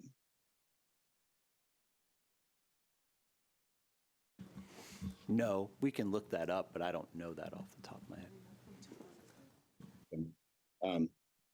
Because I know when we look at the state data that the percentages of students in this past year who met grade level on reading and math were at similarly concerning numbers. So at the state level, we're still looking at 39% of African-American students, 38% of African-American students meeting grade level on reading, 39% of economically disadvantaged students meeting grade level on reading, 44% of Latino students in the 30s for emergent bilingual students, similarly low numbers for students on IEPs. So, as we continue to do our best to meet the state standards on this state test, I just want to, without making excuses, to remember the context that we are not alone in Texas with this challenge, and that we are not alone in the United States. When you look at NAEP results, that these are longstanding systemic problems for the United States. But I share, I think, the expectation of everyone here that AISD will be an exception to that rule. And I really want to know who are the exceptions to that rule, both within Texas or perhaps beyond, who are achieving the results that we morally owe our students, so that we can really aim towards those and not be satisfied with this incremental growth to where if we get, 56 more students to pass, we'll hit the 40% mark. Like those are just, it's hard to hear those being our goals and knowing that that's what we're aiming for. It's hard to hear that we have these incremental goals that will take years before we can even come close to what our students deserve. And by then the test will have changed 3 more times. So I do hope that you do find, and if there are not Texas districts that have achieved those results, that we continue to make that clear, that AISD is not alone in facing these challenges. Based on so going to some of the things you reported, you mentioned how the NWEA is still updating their data so that the projection scores will match the new star. How do you anticipate the data that you reported tonight changing once they update those formulas to reflect the new star? Theoretically, it shouldn't change at all, because what the state has said is that what it takes to achieve a certain performance level shouldn't be any different between one test to the other. Now, do I think that's true? I think the new test is harder. So if anything, I would expect the projected proficiencies to drop, but I don't know that for sure.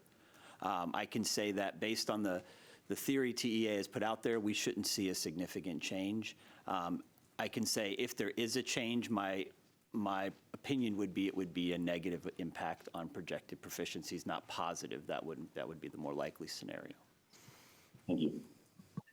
And as far as the diagnostic use of this data, do the map growth or the STAR at this time provided teachers and other staff with data regarding the specific reading and math needs of our students?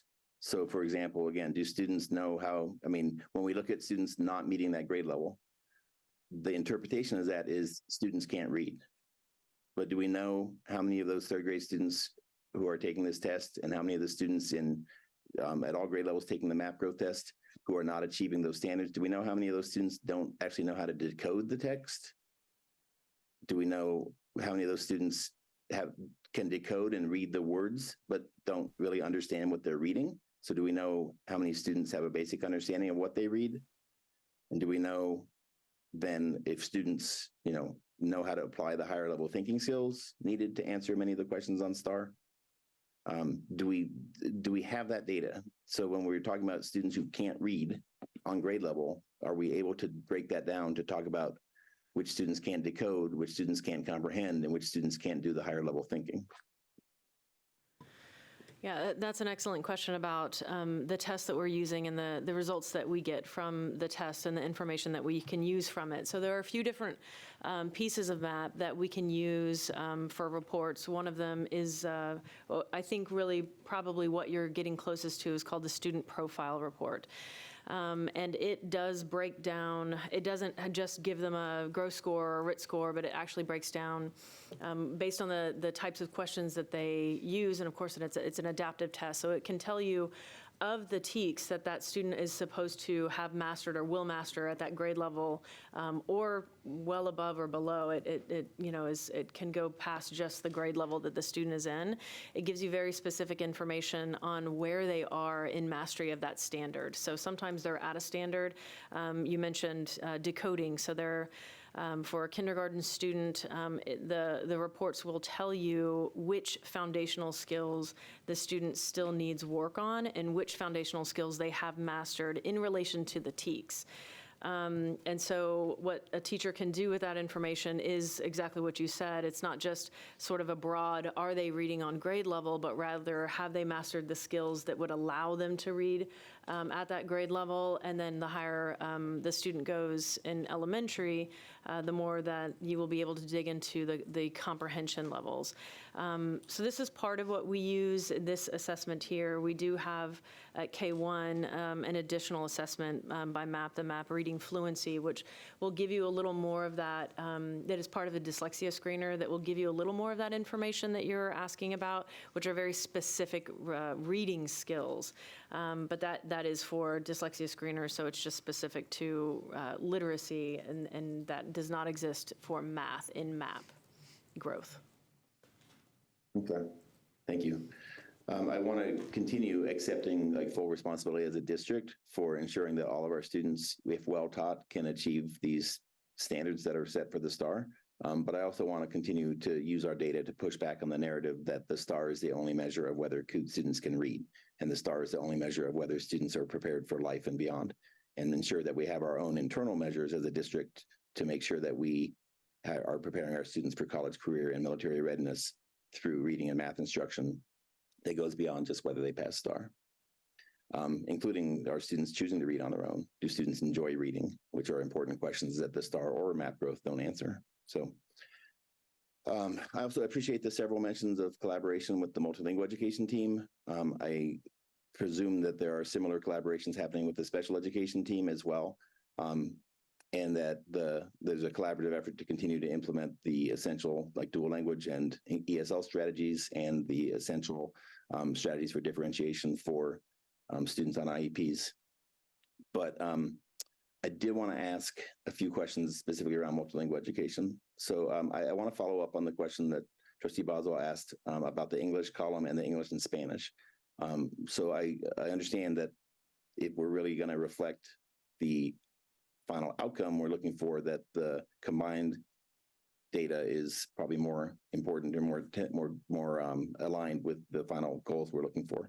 I'm just curious, what was the reason for putting English as one column and English and Spanish as another column versus having English as a column and Spanish as a column, or just combining them all in the English and Spanish column?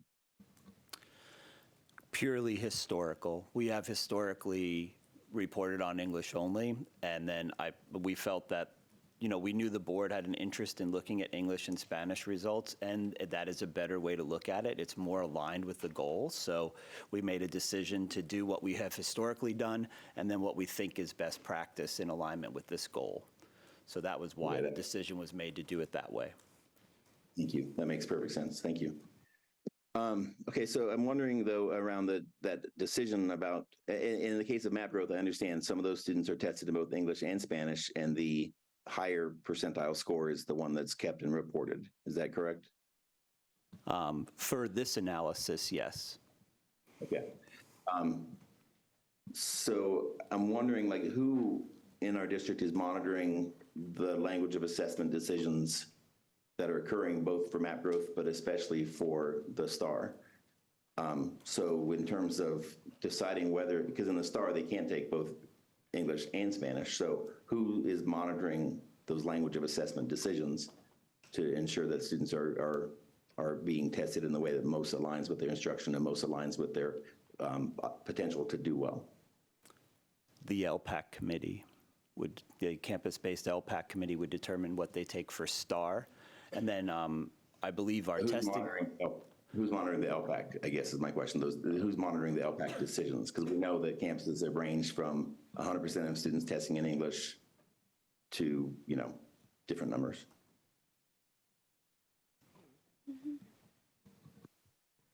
So that would be the MET that monitors, that helps support campuses and monitors those decisions to make sure that we are doing that according to the guidance on doing that on an individual student basis. Okay, so so is that happening yet in terms of the monitoring to use that data as an indicator of whether students are receiving the instruction they need and the testing decisions that will most help them be successful? Yeah, so in the dual language program, they would continue to receive the instruction in both languages. But yes, there are multiple, not just these assessments, but as you mentioned, lots of student work and things that they look at to really make that best decision for the language of testing for each student, even though they'll continue to get instruction in both languages according to our biliteracy vision.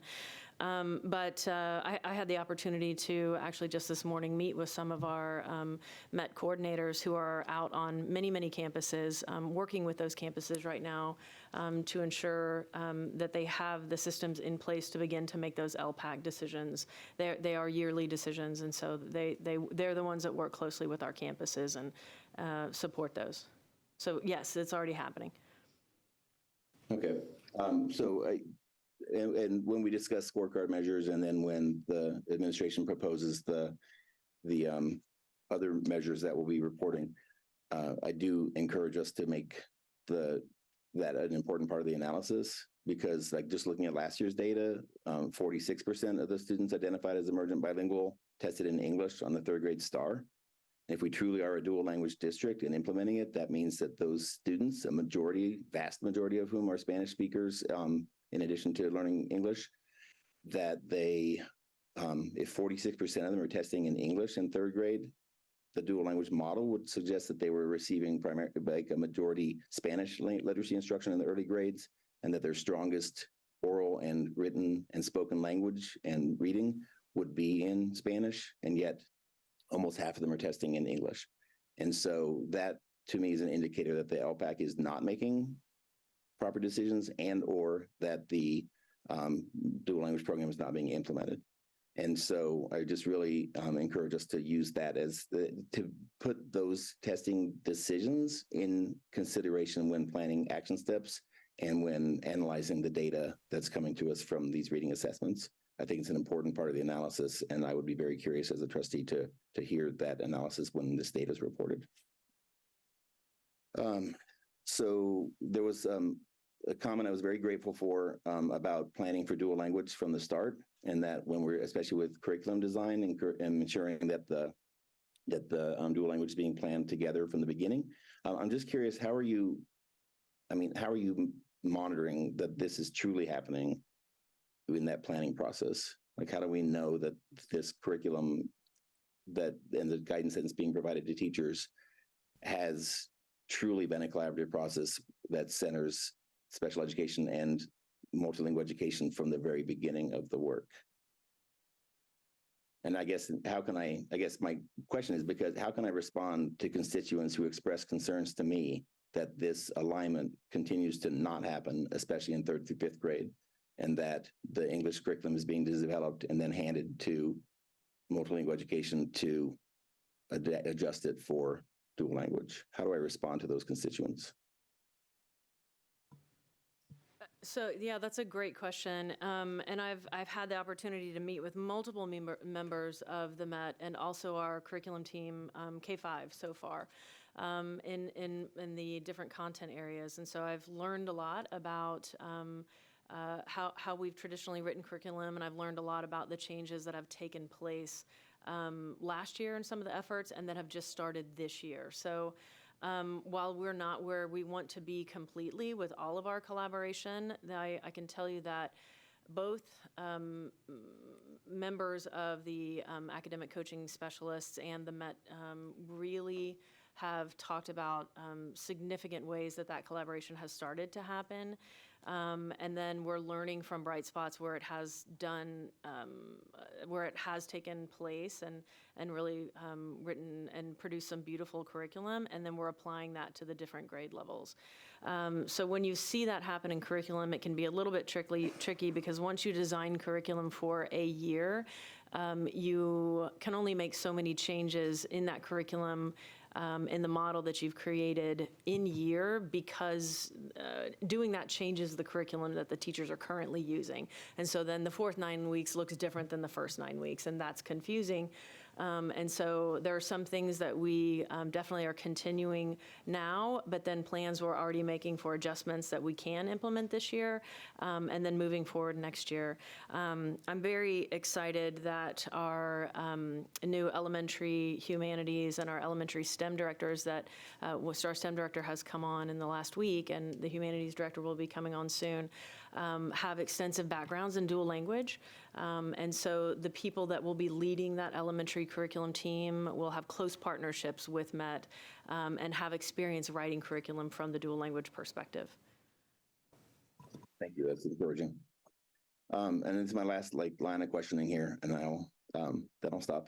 I do encourage you to continue incorporating strategies for multilingual and special education when you develop and implement and report on these high priority strategies that you're using for reading language arts and for math. I did note that I know that this is just a summary, but I did note that on the summary list of strategies that they didn't really incorporate. I mean, it was HMH implementation and STEM scope implementation. It didn't really address the implementation of our strategies for special education and multilingual education. I understand that they're in there somewhere, but I encourage to continue to signal to our community that we are, as a district, centering our marginalized populations in doing the planning and the strategy development. That said, I wanted to ask, since it's not on here, I'm curious what role do dual language strategies play in the action plan for raising math achievement? Because I think the discussion mostly around dual language was around literacy. Curious about for math.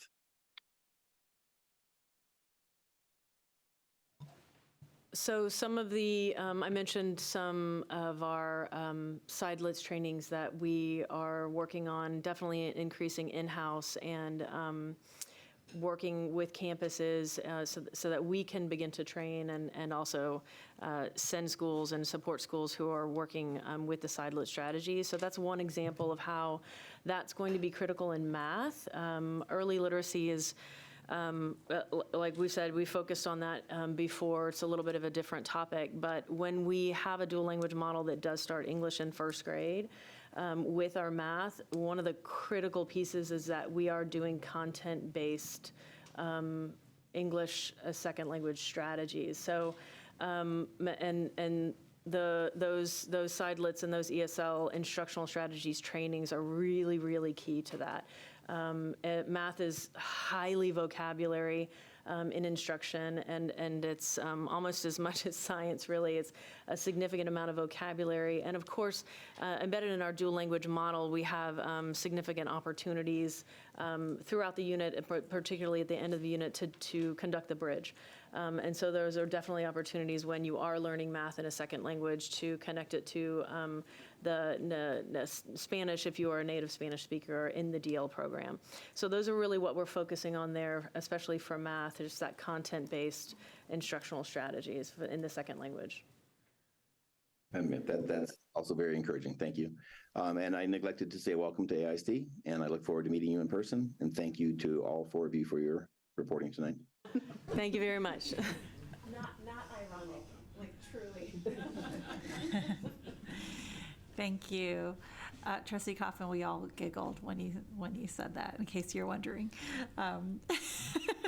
So, all right, so we did one round. So trustees, if you thought of anything else, any other comments on the side? Trustee Lugo.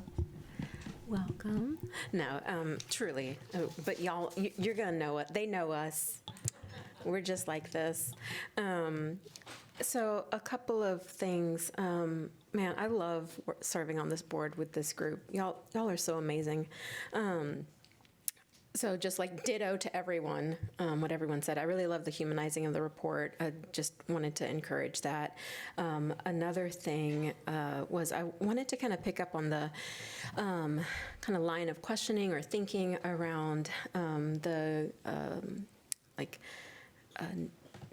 non-economically disadvantaged students and their growth versus economically disadvantaged students and how much farther they may have to go to get to their growth target. And it got me thinking about right, you can be in the same family, same household, maybe even the same classroom, right? And what sticks with one student or child isn't going to land the same way with another student. So I don't want us to lose that in future conversations about where students are growing. And so not just like what are those best practices and outliers across campuses, but also looking at even within a campus, like what are those outliers between teachers, and what is helping our non-economically disadvantaged students kind of hit their growth target a little bit faster. I think we can kind of all have speculations, but then what's within our control? So that's just a comment and a request. I think the other thing is, I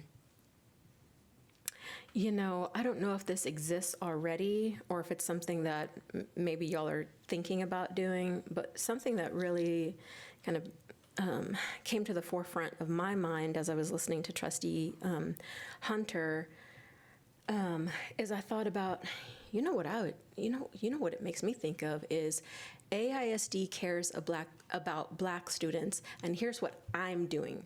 Like, here's what I'm doing today to prove that, right? AISD cares about Black students, and here's what I did today to show that. Or here's what our campus did today. Here's what our district did today. Because I think sometimes if we're doing it in the negative, right, like, well, we don't, right? We don't want to do X. But it's really like, we are. And then show me the evidence, right? Like, what did I do today? How did I do this? How did I reach every student in my classroom? And some days, I'm not going to reach all students. But tomorrow's a new day. What can I do, right? And like really look, and I think that harkens back to what you were talking about, like a vision, right? Like I've sat on the board, for 3 years. So I definitely have this feeling of like, it feels like we're waiting, we're waiting every year, every time, right? It's like, man, something's got to change.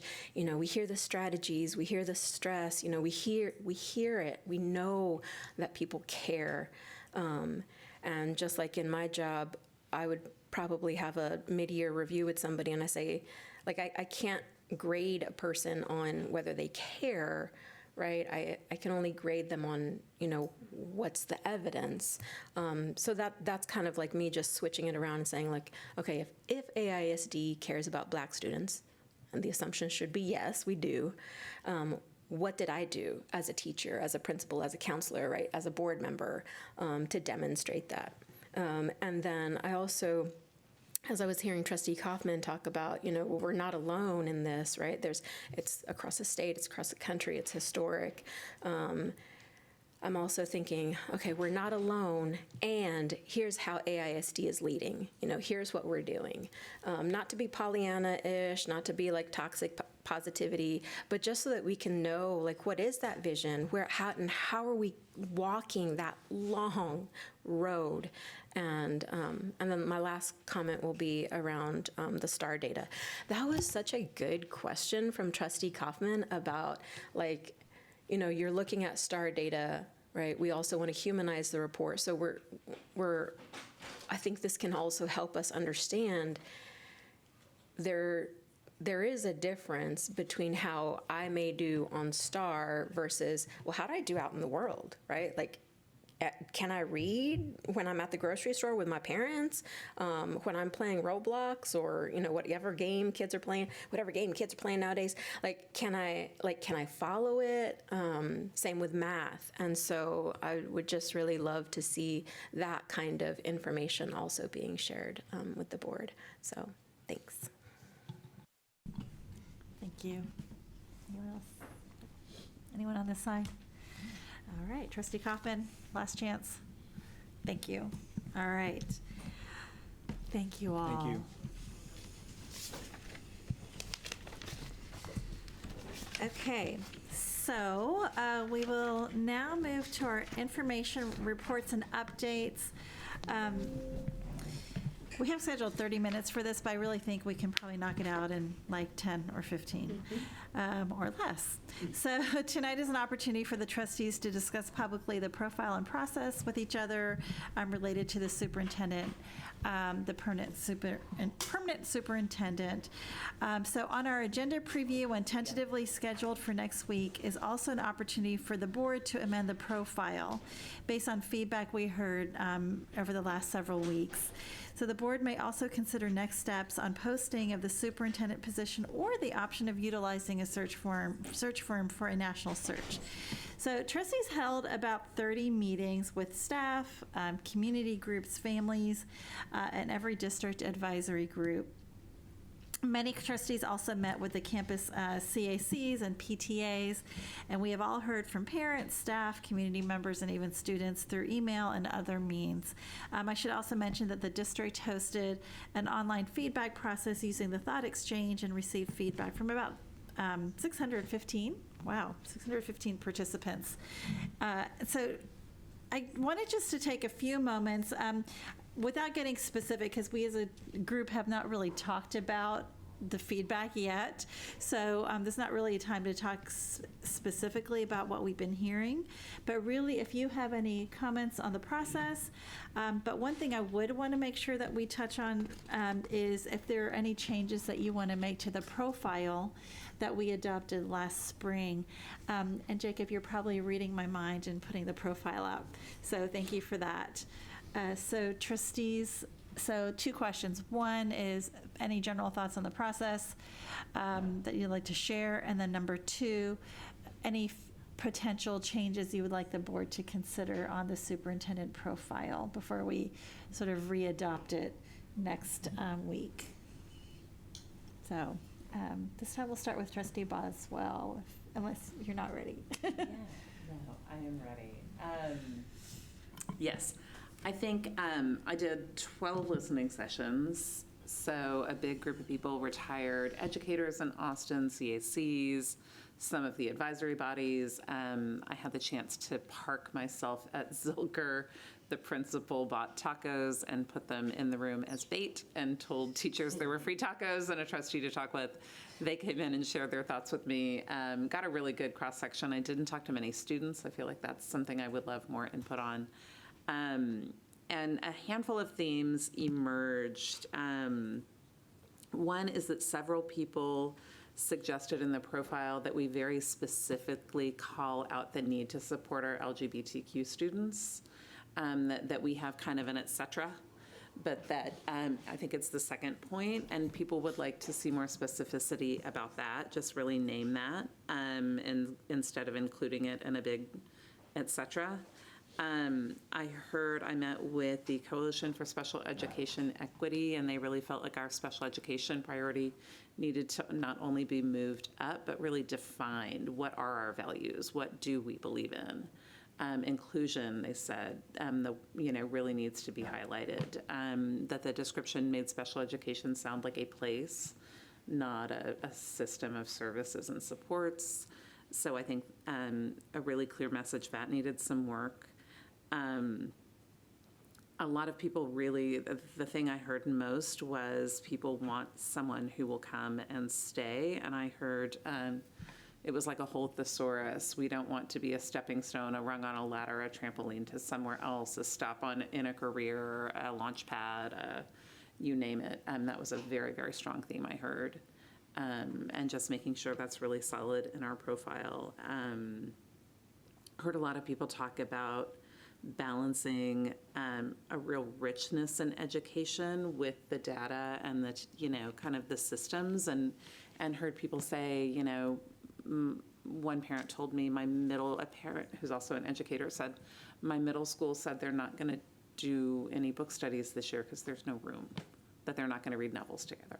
And the parent was really mourning that, so people really wanted to understand the accountability system, but also want to really honor that. Heard people talk about the need for understanding the social determinants that underlie what's going on, leaning into our community schools, leaning into our partnerships, our community, our city to really strengthen that network of supports around our student and wanting someone who could bring that capacity. And I heard a really strong thread of people who want someone who will be an advocate for our district, who will fight for our values and really make sure at the legislature and out in the community that's being spoken for. And then finally, someone who loves us for who we are, who wants to bring change that is the right change for us, not change for change's sake, and who really loves us and values us for who we are and embraces our kind of uniqueness. Heard that also very strongly. So I think those were the biggest themes I heard. Thank you. Appreciate that. And we are going to be talking about this more in depth in executive session. So if you guys have thank you, Dr. Reach, for putting the profile up there. If you all have any specific feedback on the profile, I guess I'll go because I'm next in line. The only change I would like to propose is for the second bullet where we list out the different factors, diversity factors. There's one, I did want to add something about sexual orientation and gender in there as well. So, Trustee Foster, Trustee Hunter. Same thing, heard many of the same things. Just that under number 12, I believe it is, I don't have it in front of me and I cannot see that little print, but I remember distinctly I spoke with the Austin Area Association of Black School Educators, APSE, and under number 7, African American students are hinted at, but not specifically spelled out as groups are in number 12. I hope I have my numbers right because I'm doing that from memory. And then I'm sad about something. I think 600 is really a great number of feedback, but that's the same 600 people like we always hear from. I used to be one of those people. And I'm asking you, Dr. Reach, I guess, what was the reason for closing down the thought exchange? I mean, I know to have data, but is there a reason that we can't just let it run? Because I believe it ended on the 7th or the 8th? It ended on the 6th. The 6th, I'm off. Sorry. Yeah. I think that's correct. It's in order for us to be able to put together the summary that is uploaded on board docs and available to the public so that we could have that together. And I appreciate that because we do have to at some point, like stop making, like taking in information so that we can make a decision, and I get that. But I really would like it, if at all possible, for it to be opened up so that people have a place, because I came prepared tonight. Like I was dug in for 60 minutes or 60 people at 1 minute. one of my colleagues has made a comment that, people don't really move until we're voting on something, right? And so maybe next week we'll just be crammed with all these phone calls or whatever. But I really want people to have an opportunity to say, this is what I'm looking for. Like the questions that we asked, like, this is my deal breaker. I had somebody ask me, like, how do we make them stay? That's called kidnapping. You actually can't restrain someone against their will. Same thing that Lynn heard. I don't want to be just, our district to be another dot on somebody's resume. And I get that. But I feel like 600 people is enough for us to consider something. But I feel like it's not enough. It's just me personally. And if thought exchange, I don't know, do we send it out in the newsletter for parents to see? And maybe we just need to do another one more round. I don't know. But I just feel like so people can have a say, so you can vote things up or vote things down, and we can see those big bubbles come out that says this is and we have that now, but we have it at 600. So I don't know. I might be the only person. I'm like, what is the possibility, and what harm, good would it do? I think other than the fact, hi, good evening, trustees, Allie Leary, Chief of Communications, Community Engagement. Other than the fact that we let families and staff know that it was closing on the 6th, I don't really think there's any harm in reopening it.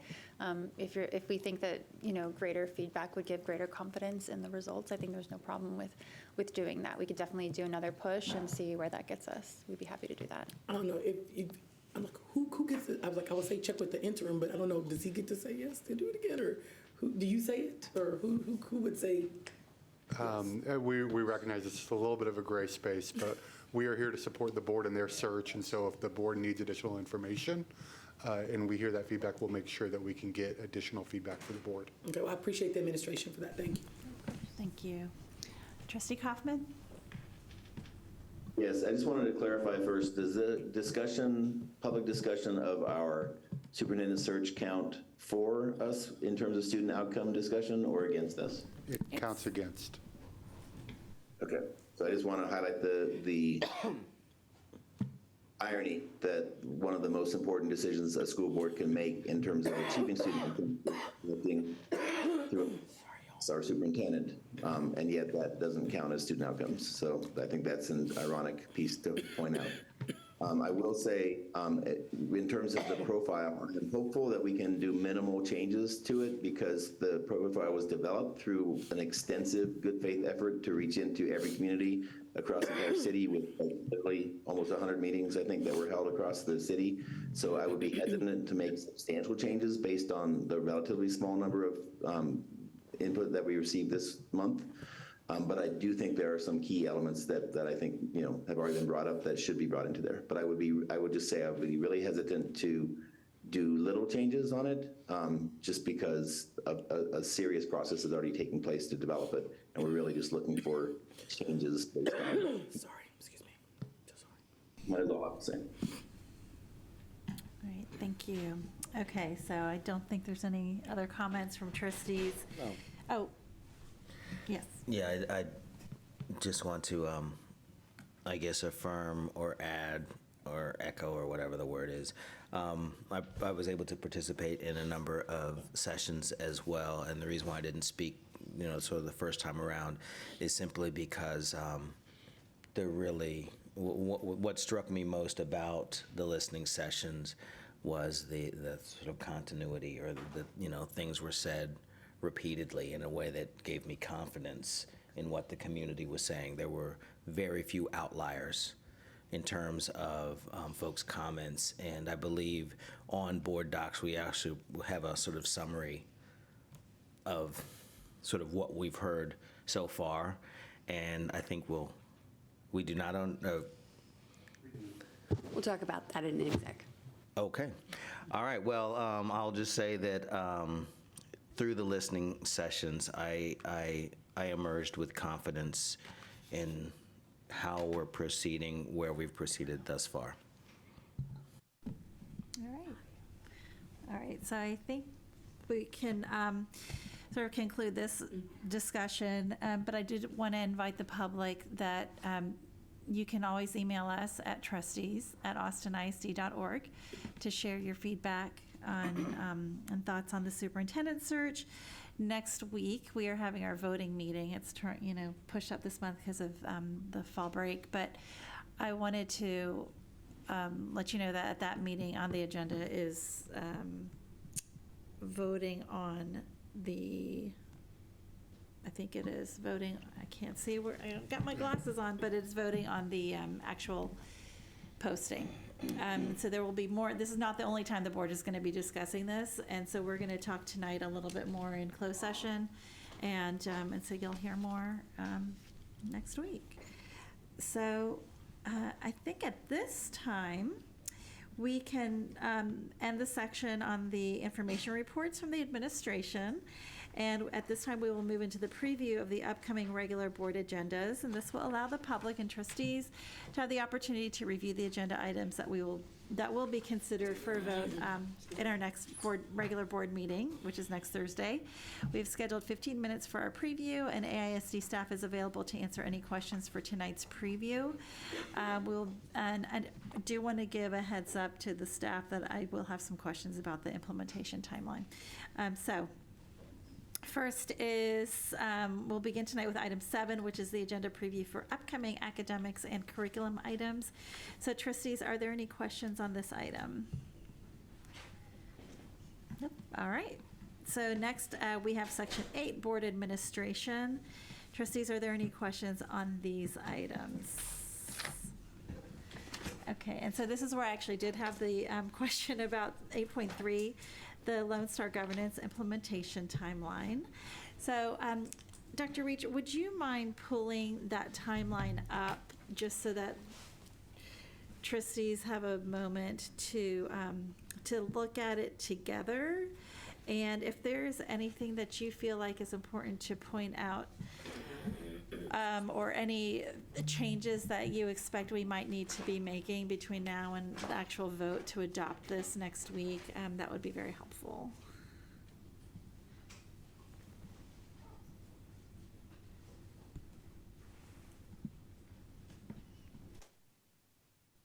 Could we change the other display to the Zoom, please?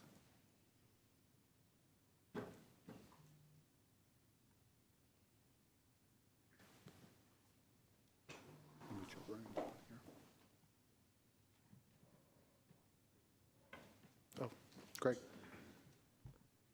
Yeah. So what is attached is a draft version of that implementation timeline. And we have also been working with your LSG coach, who is here with us tonight, Ms. Paz, to refine this even further. So what we will share on Monday will be different. It will not have anything new. It will actually have a lot of things simplified or removed, and we are looking at a couple of things. One is just, like I said, to make it more simple so that it's not detailed instructions on what we're doing. It's just, here's the topic that's due or that needs to be accomplished. The other one with looking at simplifying some of this is just if it's an item that is not aligned with something the board needs to accomplish, something the superintendent needs to accomplish to bring us to one of those board actions or something that TA is requiring, then it may not belong here. So it's not that we're not going to potentially do one of those steps, but it would not be part of that implementation timeline. So we do hope to have a lot of that clarity, and we will make sure that that is uploaded with our document on Monday. Are there any individual questions for it?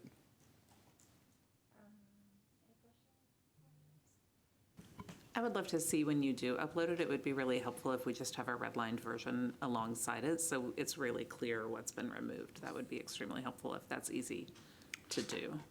Yeah, as long as I can do a compare doc between Excel, which I'm pretty sure I can do, yeah. Okay. If it's easy, that would be fantastic. Then we can do it. Thank you.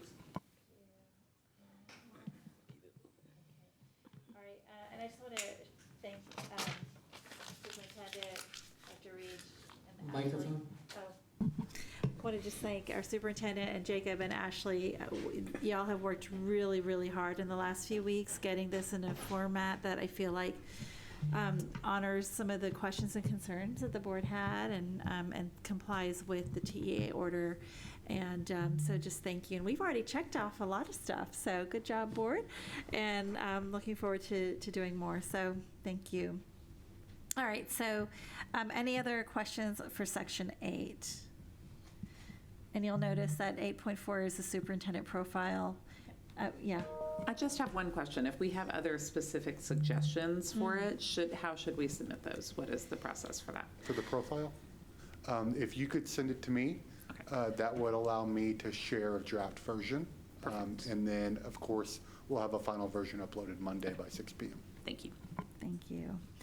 All right, and the next is Section 9, Business and Finance. Trustees, are there any questions on these items?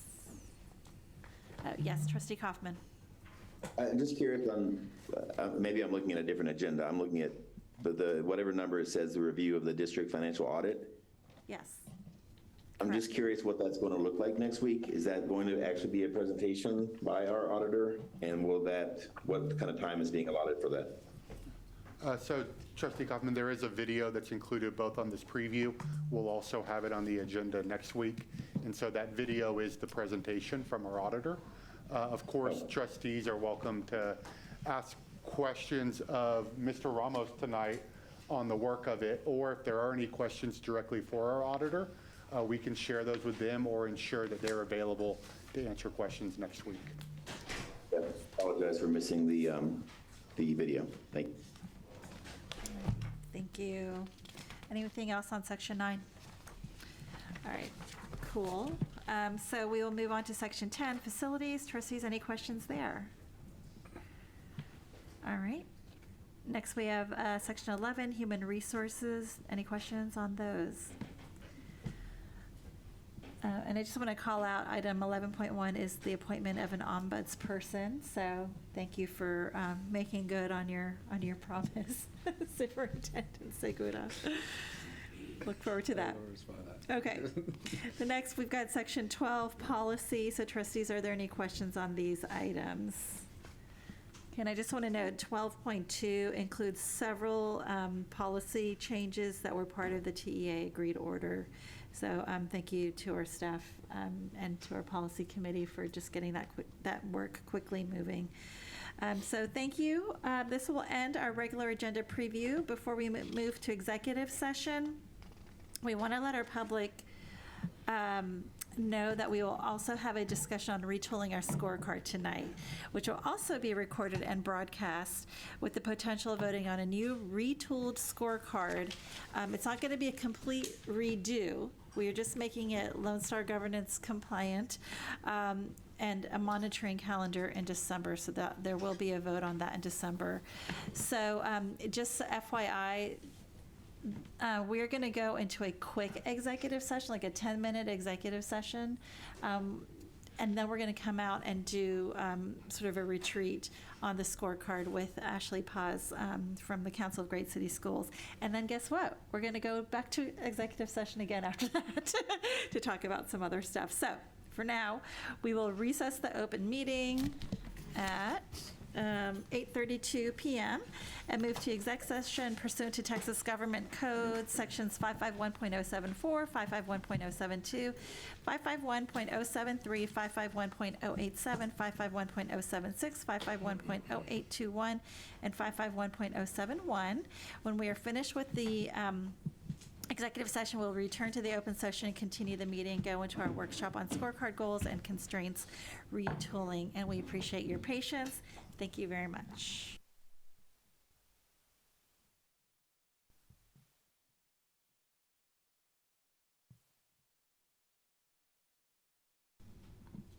Okay, welcome back. So we will now reconvene the open meeting at 8:53 p.m. So we are going to have our little LSG workshop now on the scorecard goals and constraints retooling. So we want to thank Ashley Paz, our Lone Star Governance Coach, for joining us tonight. So Ashley, can you introduce the suggestions for the scorecard and just lead us through? Yeah, so hi everybody, it's good to be with you again. Tonight's conversation is really just about taking the priorities that already exist for your board. So you have your existing scorecard, and we're just calling this a retooling. We're not reinventing the wheel. We're not making wholesale changes. We are simply taking your current priorities and making them align with the Lone Star governance framework. that does require a little bit of refinement, especially for some of the goals that are broader. And then in some cases, it actually calls for zooming out, where you have a lot of specificity in the goal, and setting an aggregate. However, that will also be accompanied with more detail in the monitoring process, where you actually will be looking at the aggregate, so all of the student groups, but then you would look at all of, for each goal, that disaggregated data for each one, for all of your, so every student group that is represented by more than 25 students for the entire district. So I think that this is a great point to start the conversation. So let me tell you, so in the goal setting process, there are 6 different elements that the boards must consider. So first we have the vision aspect. And this is really aligned with the mindset that the school board exists to represent the vision and the values of the community. The way that you represent the vision is, first you have to talk to the community and understand what their vision is, and then you interpret their vision by developing goals, specifically student outcome goals. And these goals are specific to the student outcomes that your community wants students to know and be able to do in Austin ISD. So you talk to the community to develop your vision. In the framework, it actually recommends that the board adopt a vision statement, and you already have one. So good job, you've already got one box checked. And that vision statement is, we are Austin's home for inclusive learning, high expectations for all students, or for all children, high outcomes for every student. So this is something that already exists. I'm not making any recommendations for changing it. If it ain't broke, don't fix it. So then you have the vision statement, then you have your goals. And we'll review the goals in depth in just a moment. But the goals are the way that the board interprets the community's vision. These are the things that students know and are able to do. And then the third aspect are goal progress measures. And goal progress measures are actually developed by the superintendent. That is how how the board will know how the superintendent is going to be implementing the community's vision. And this is the information that you'll be looking at every month that tells you specifically how students are performing.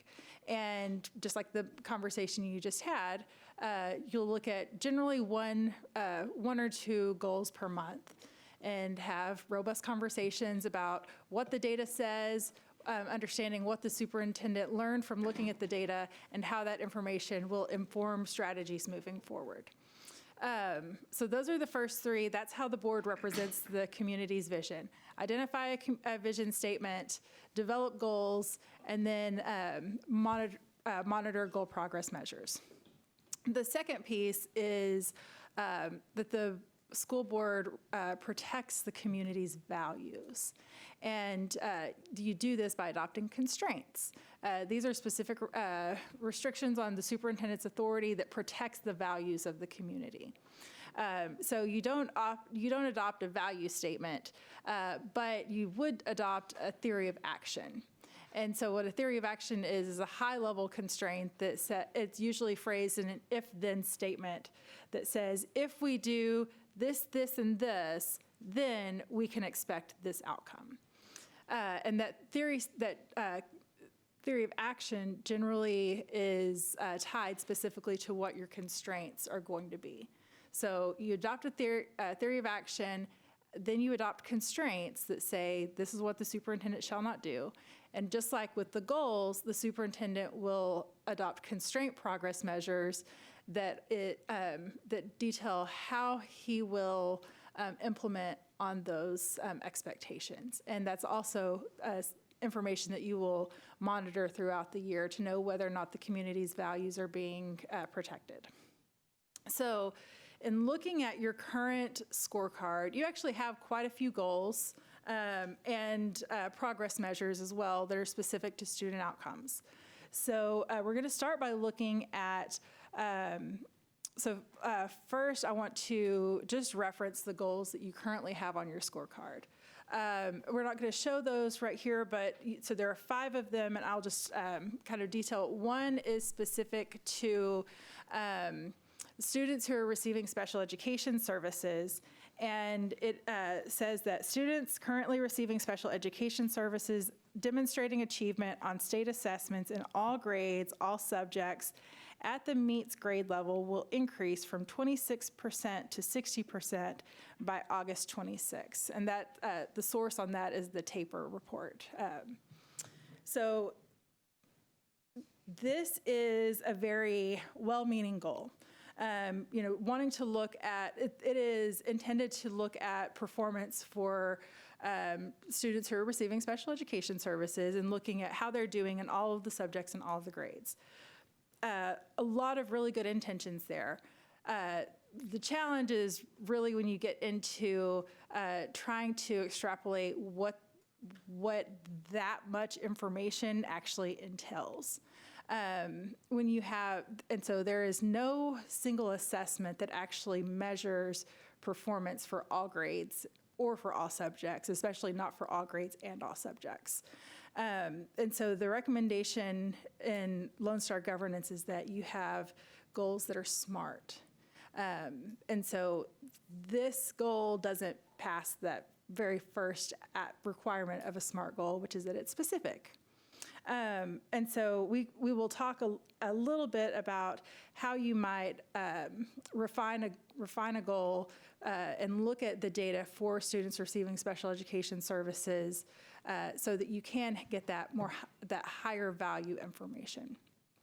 And we actually have one. I'm just going to go through the rest of them before I talk about the new ones. The second one is for students identified as economically disadvantaged, demonstrating achievement on the 3rd grade state assessment in reading and at the meets grade level will increase from 34% to 60% by August 26th. Next, you have students, goal 3, students identified as economically disadvantaged, demonstrating achievement on 3rd grade state assessment in math at the meets grade level, who will increase from 39% to 60% by August 26. And then goal 4 gets students identified as economically disadvantaged, demonstrating achievement on state assessments for grades 6 through 8, reading and math at the meets grade level will increase from 30% to 60% by August 26th. And then finally, your 5th goal, graduates identified as economically disadvantaged who meet the criteria for the CCMR outcomes bonus will increase from 29% to 60% by August 2026. So I'm going to stop with these 5 goals because these are the goals that you have already set that are student outcomes. And so my recommendation for retooling the scorecard to make it align with the governance framework is to, for the first special education goal, all students, all grades, all subjects, my recommendation is that we just put that one aside for now. And that we instead think about how we can get that higher value information and actually look at the data that you want to look at that's going to tell you what the actual reality is for students who are receiving special education services. The next 2 goals are around reading and math for socioeconomically disadvantaged students. My recommendation is that you actually just align these 2 goals with the expectations for House Bill 3, which is also one of the expectations for Lone Star governance, that the board should only adopt 1 to 5 goals. And so a lot of districts have done just what Austin has done, where they've adopted their 3 goals for compliance, but then have goals that they monitor that are much more specific to the student groups, and that are the highest need and highest leverage. There is a lot of value in that.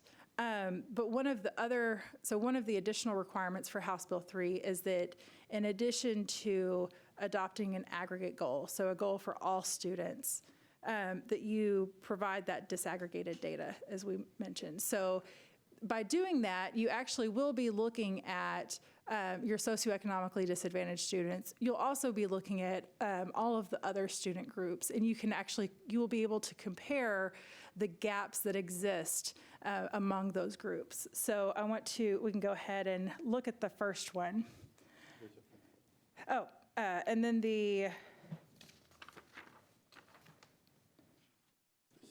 I talked about that one. Yeah. So I'm going to talk about these two first before we get to the next one. So third grade students earning meets grade level on STAR reading assessment will increase from X% in June 21 to Y% in June 26th. These X's and Y's will get filled in after tonight's conversation, and all of the disaggregated data as well. But we wanted to make sure that y'all are good with the language before the administration does the work of filling in all of those numbers. Quick. Yeah, Okay. please. So, and I would invite any trustee to feel free to, if that's okay. Oh, yeah, this is a We're sitting conversation. like this so for the recording purposes, but y'all feel free to just speak up. This is less formal than like our normal meetings. So, and I just wanted to let y'all know that Ashley and I actually worked together on this over the last couple of days. And so this is, and so I've had the benefit of being brought along, over a couple of hours of phone calls. But just so that you all know, and I don't know if you guys were here when we adopted, some of the new folks were here when we adopted the HB3 goals, but those are, required by TEA for every school district. And that's the same for every district. What you see here, goal 1 and goal 2, like that's identical. And so you're saying that has to be part of our, like to be LSG compliant. This kind of broke my heart because we kind of had to revert back to aggregate goals, which was like not necessarily what, it was kind of a big win when we worked with AJ and we kind of went to EcoDis as our focus. But Ashley helped me kind of give a little bit of context, and so just stick with me for a minute. Our scorecard goals have to be aggregate to be LSG compliant. However, the real power that we have as a board, and personally what I felt was missing, like that prompted some of the changes in the scorecard, was that we didn't really have a way to hold, to really hold ourselves and our superintendent accountable for closing gaps for specific groups of kids. So the scorecard, while it informs the superintendent evaluation tool, it is not identical to it. So we still have to have that conversation later in the spring about like what weight we're going to put on specific things. So if we wanted to, on our superintendent evaluation, still emphasize economically disadvantaged students as like the most important thing to us, we can still do that in our evaluation tool. But for the purposes of this scorecard, it's the primary goal you see on top is the aggregate. So does that make sense? Okay. I just wanted to give that little context. Yeah, thank you for adding that. And I want to add that, so in the disaggregated data, so you'll have the baseline, so the baseline and past year's performance for all of the student groups that are listed. So you'll be able to see what the trends have been, especially in the gaps that exist. And the giving the boards the ability to monitor the gaps is the reason that this has been added to the framework. So, and this is specific to, I can't remember if it's Domain 3 or Domain 1 in the Texas Accountability System that actually speaks to closing the gaps. I think it's 3. And so in the, because of that aspect of the accountability system, they actually want the school board to look at those gaps. So not just the gaps between the socioeconomically disadvantaged students and non-eco-dis, they want you to also be able to look at those gaps between Black students, like Trustee Hunter mentioned earlier, and special education students, or students receiving special education services, and your emerging bilingual students, and seeing where those trend lines are heading, how those gaps are closing, and being able to ask those additional questions about I see that we're actually seeing some really great positive trajectories for students who are receiving special education services and are emerging bilinguals. What can we learn from that data, from how the successes that we're seeing with them that can be applied to other areas? Really, they say that the devil's in the details. I don't think this is where the devil's in the details. I think this is where the magic really lives in these conversations. And so, Ashley, I have a question. Yeah. You've seen enough of our meetings now to know that in our monitoring reports, we really talk about the data that's intersectional as well. Yeah. And we go much deeper. Is it possible to make this graph longer so we're really capturing all of that? Because I think obviously that's where we see not just the big gaps, but the big est gaps. Yep. If it's our Black students who receive special education services, our Latino students with economic disadvantage, all of those permutations. But again, we're very hard fought in this community because I think we have a university town problem where the aggregate really masks the gaps. Yes. And we are in a community that was very satisfied with that for a very long time. Yeah. And so it's very hard fought. And I think that intersectional data is also really essential. Yeah. And it is going to be very upsetting to people to have that aggregate measure. Oh, yeah. And so the more. Yeah, to be clear, this is what is required, not what is allowed. And so we can go deeper. This is the minimum threshold that has to be met. You as a board have an obligation to work with your superintendent to determine what level of detail you want on those monitoring reports. Thank you. Yeah, that you absolutely have that power, and as I said, it's actually an obligation. And if your community has said it's important, then it's important. I have a question. Yes, ma'am. So the X to the Y, where does the administration get the Y? So actually, I'll let Dr. Reach. So what we've used in the past and what we would most likely recommend again is looking at the state goal of 30-60-90, which for meets is that all students will be at 60% at meets. And so we would have a Y. I'm sorry, 30-60-90? I'm sorry, yeah. So, and I probably need Ms. Hanson to explain, because she would probably do it just probably a lot better than I would. But the 30-60-90 goal is that 30% of all students would be at masters, 60% would be at meets, and 90% would be at approaches. Because if you're in masters, you're also in meets and approaches and so on. So that's where we get the 60%. And then the X is, of course, just where we're at in our baseline. And so I don't know, so it is very likely that the targets have already been set for your House Bill 3 goals. And so the recommendation for this retooling is that you stick with the targets that are already there, if they are there.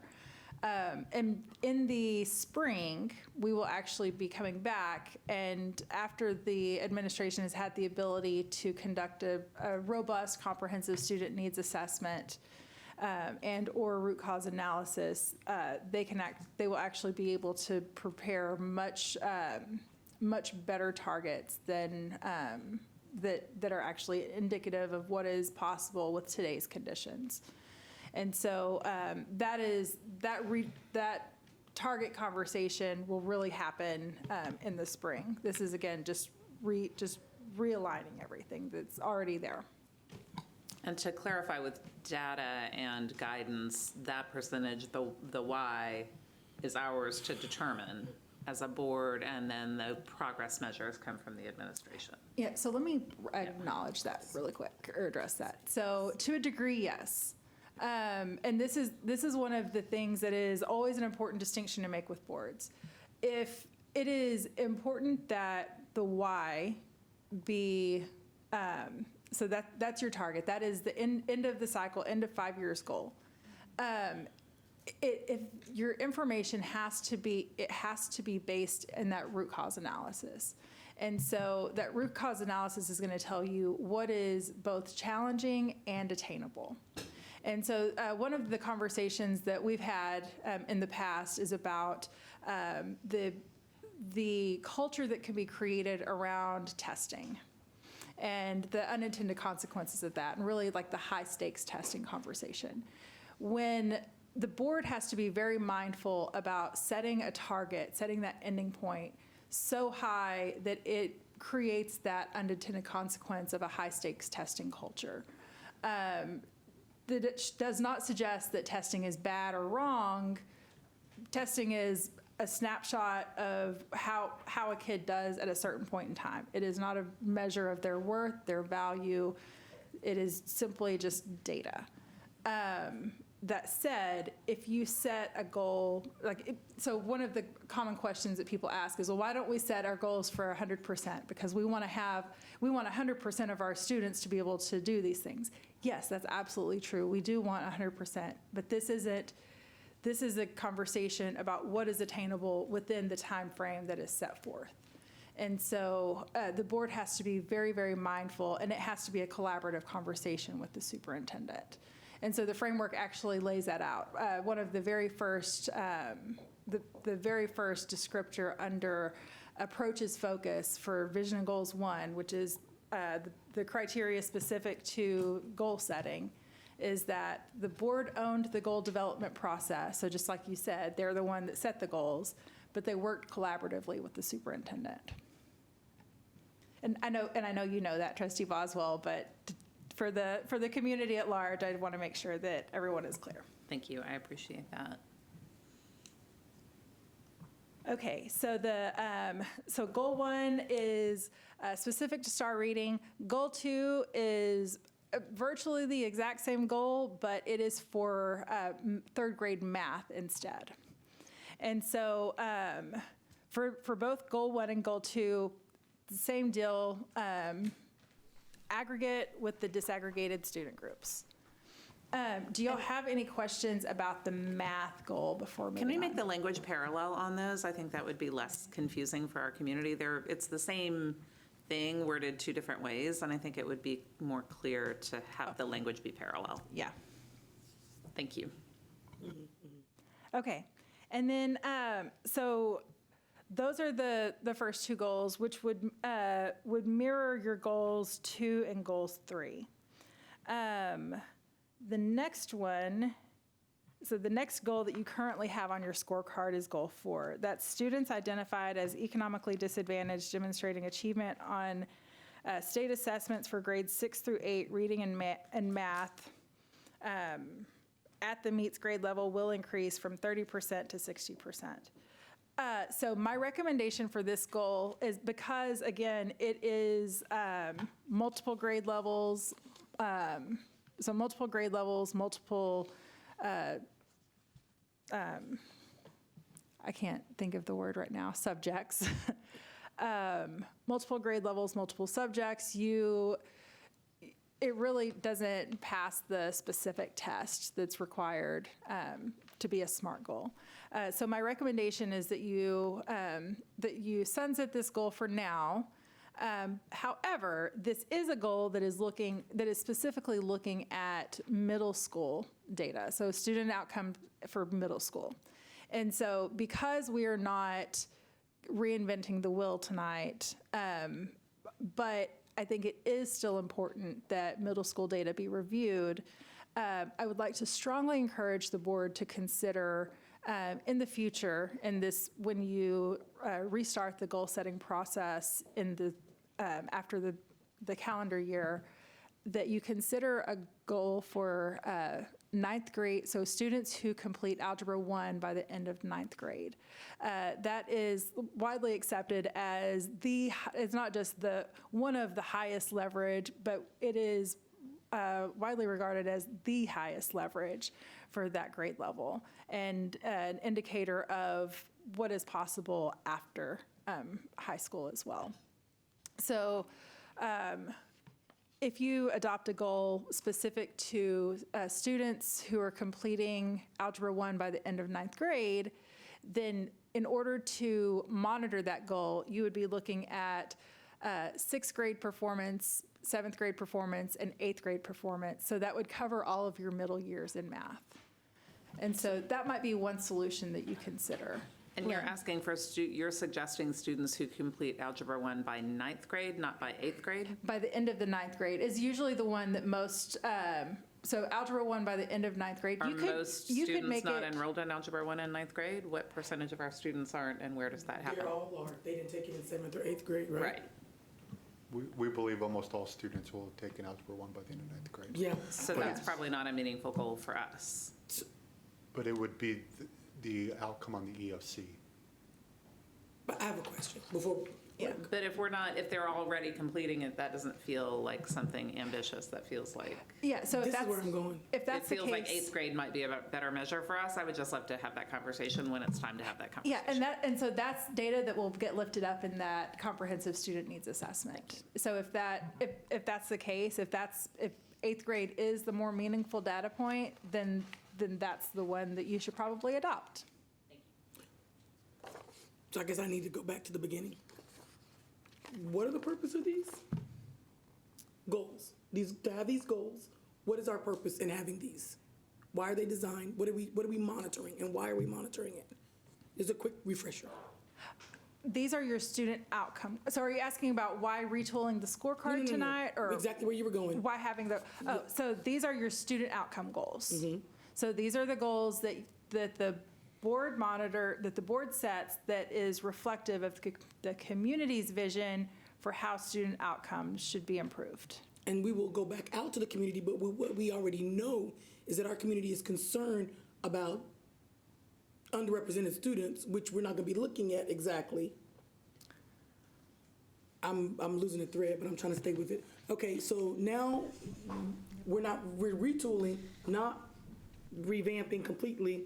So when we're choosing goals, we're choosing things that we struggle in and we want to do better in. That's the piece I'm missing, correct? Or no?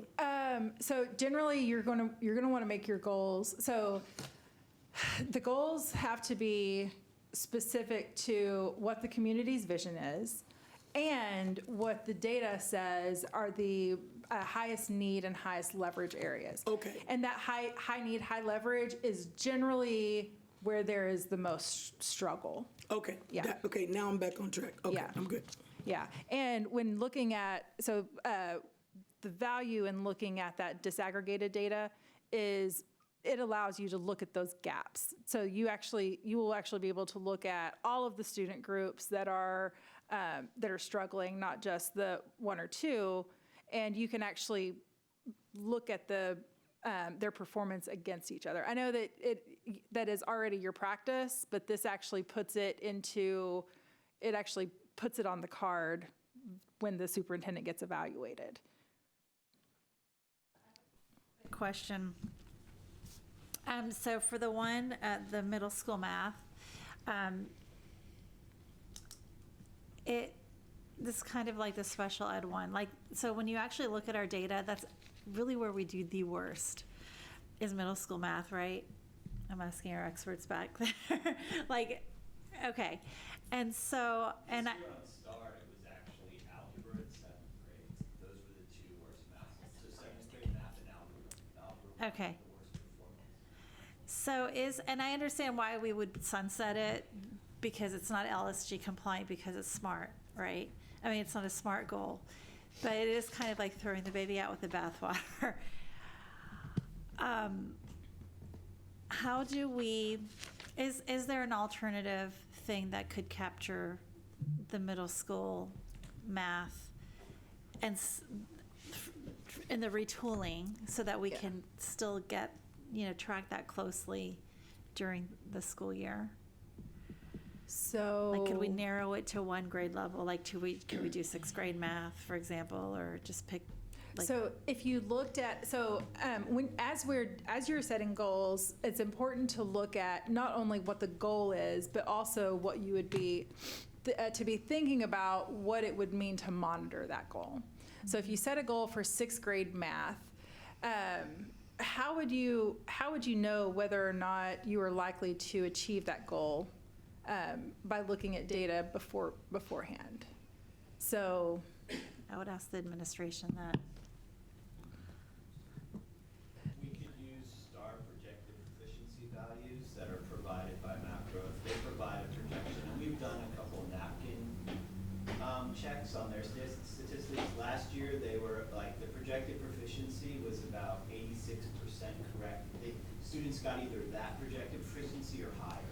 In previous years, it was around 75%, so it's not perfect, but it is fairly It's a predictor of what performance is at the end of the year. So if you set a goal for this percent it meets, we can monitor that with map growth assessments 3 times a year. The last one, we'd have to look at our cadence, because right now the end of the year test is happening after they took the STAR assessment, so that one could merely be used as a progress monitoring tool. But we could adjust our cadence for that. So one question I have, or maybe a thought is, so this scorecard, the retooled scorecard is it's for January through June. And so I think a lot of things we're talking about are going to be like the deep conversation we have in the spring to take us for multiple years. And so I appreciate Dylan, and you're amazing, but I get anxious about changing too much in a month to like track it for 3 months and then redo it all again. So could we couldn't just keep what we got? Yeah, and so that's where I was actually going. So can we just keep? So the reason for changing it is so that you can start demonstrating growth on your quarterly self-assessment for TEA. You're expected to show that you're moving the needle in your governance practices. And so you can do a whole lot of things, but not actually move the needle because a lot of it actually is predicated on the fact that the expectation that you have goals and that you have constraints. And that the goals be smart, so that they be, actually, let me just go ahead and read it to you because I've got it pulled up here. So if you, with the recommendations from the retooled scorecard, that would put you at meets focus for vision and goals 1, vision and goals 2, and vision and goals 4. And it would put you at approaches focus for vision and goals 3. So in order to be able, just to get to preparing, you have to have adopted a vision statement. You must own the vision development process while working collaboratively with the superintendent. That's done. You must have 3 to 5 goals. So that's one of the challenges. Right now you have 19 goals. So you have 19 goals plus the 3 HB3 goals. So technically you have 22 goals. I don't know if that needs to be recorded or whatever. I'm trying to wrap my mind around this. So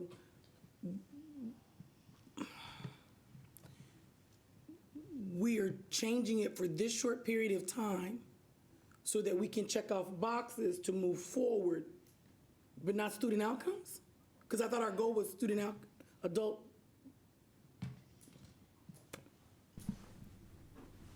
I'm good. I need to ponder on that a little bit more. I'm good. Okay. So the main thing is that as you are doing your monitoring, so right now, not all of your goals are aligned. And so when you're doing your monitoring, you're not necessarily looking at information that is, so for one of the goals, and actually the next one that I'll talk about. So do you mind if we pause this? So can we move on to the next one? So I've heard it about the middle school goal. Let's come back to it because this is the next point. So this goal 3, what your current language is, and it's your current goal 5, is graduates identified as economically disadvantaged who meet the criteria for the CCMR outcomes bonus will increase from 29% to 60% by August 2026. So it is important to note that the outcomes bonus is not a student outcome. The outcomes bonus is money that the district gets from the state for increasing performance for certain students. So if you get certain students to increase performance, then you get this outcomes bonus. This goal is specific to students who meet the criteria that earn the outcomes bonus. It is still a reasonable expectation that is, or a reasonable interpretation that is not a student outcome. I know that what the board intends with this is that you're actually looking at the student outcomes that lead to the outcomes bonus, and that you don't actually care about the money. I mean, everybody cares about the money. This is public education. We definitely care about the money, but that's not the main thing. And so I think everybody in this room knows that that's not the intention, but it still is a reasonable interpretation of it. So you need to be clear that the thing that you're looking at is actually the student outcomes, and that's essentially what we've done. We've just broken it out and said, here are all of the student outcomes that are the criteria. So usually I will coach the board to be concise, but this is an example of where I will say, let's go ahead and be wordy. So I think earlier, if I can interject, so before we had a little asterisk that basically described what Ashley has written out here. So now it's just part of that, except we took out direct to college enrollment. Yep. Because it's, as you explained it to me, and we all know it's a lagging indicator, so it doesn't give us really the most recent data. I think, Jacob, right now we're looking at 2021 graduates, right? Yep. Is that our most recent? Yep. This would still be a one-year lag because it's graduates and the work they do through August and it takes some years. Okay. For the direct to colleges too. Okay. And there's nothing preventing y'all from sharing with us our old scorecard goal, like if we still wanted to have that information that include, like I guess the 22, class of 22 data becomes available. Do you know, when do we usually get that, like in the spring? It's in the outcomes bonus. We just recently got the 2021 outcomes bonus. In the summer. Okay. And I would love to have that conversation with the administration and with Ashley about whether there is a way to put that back in a meaningful way. Because I think when we were creating this goal, we worked with E3.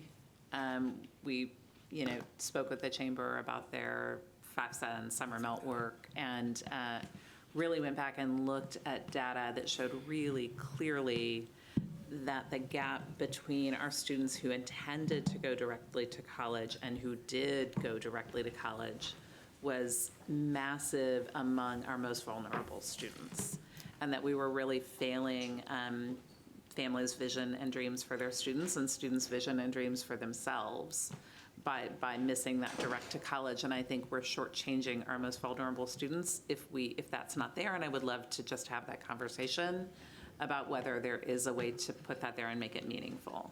Yep, and this is the time for that conversation right now. Awesome. So it is most appropriate for Superintendent and Dr. Reach to share some of that, but I can, feel free to, I'm happy to jump in if you'd like.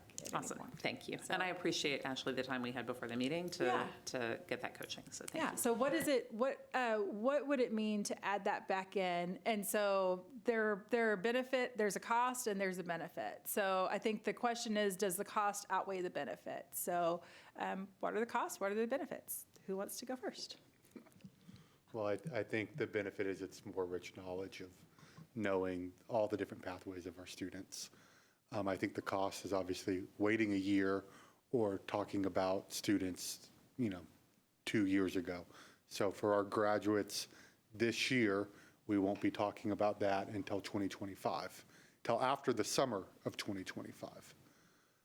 So I think those are the two major cost benefits. I don't know if, think of any others? Reasonable to get the outcomes bonus and do the student-by-student roster and then take the roster and disaggregate that information with all of the students. I'll give one other, one other thing about just focusing on these that are helpful is that these are easier to progress monitor why the kids are still in school than direct to college is. Not that direct to college can't be progress monitored, it's just there's more to it. We're talking about conversations with counselors. It's probably a little bit more qualitative. Why this is very quantitative. I can tell you how many kids have already taken the TSI in 9th grade or 10th grade or 11th grade. I can tell you how many kids already took the ACT or SAT in 11th grade. I can tell you how many kids are already on track to get a level 1 certification or to get an industry-based certification. And we can progress monitor that. And so that is going to probably have more robust discussion around progress monitoring. This is such a fascinating conversation. So like and I appreciate the pros and cons. And Ashley, earlier when you were talking about the unintended consequences, like if one potential con is if we take out direct to college, we could be steering more kids to CTE programs and industry certifications instead of college. And I'm not making a value judgment on one versus the other. I'm just saying that's an unintended consequence.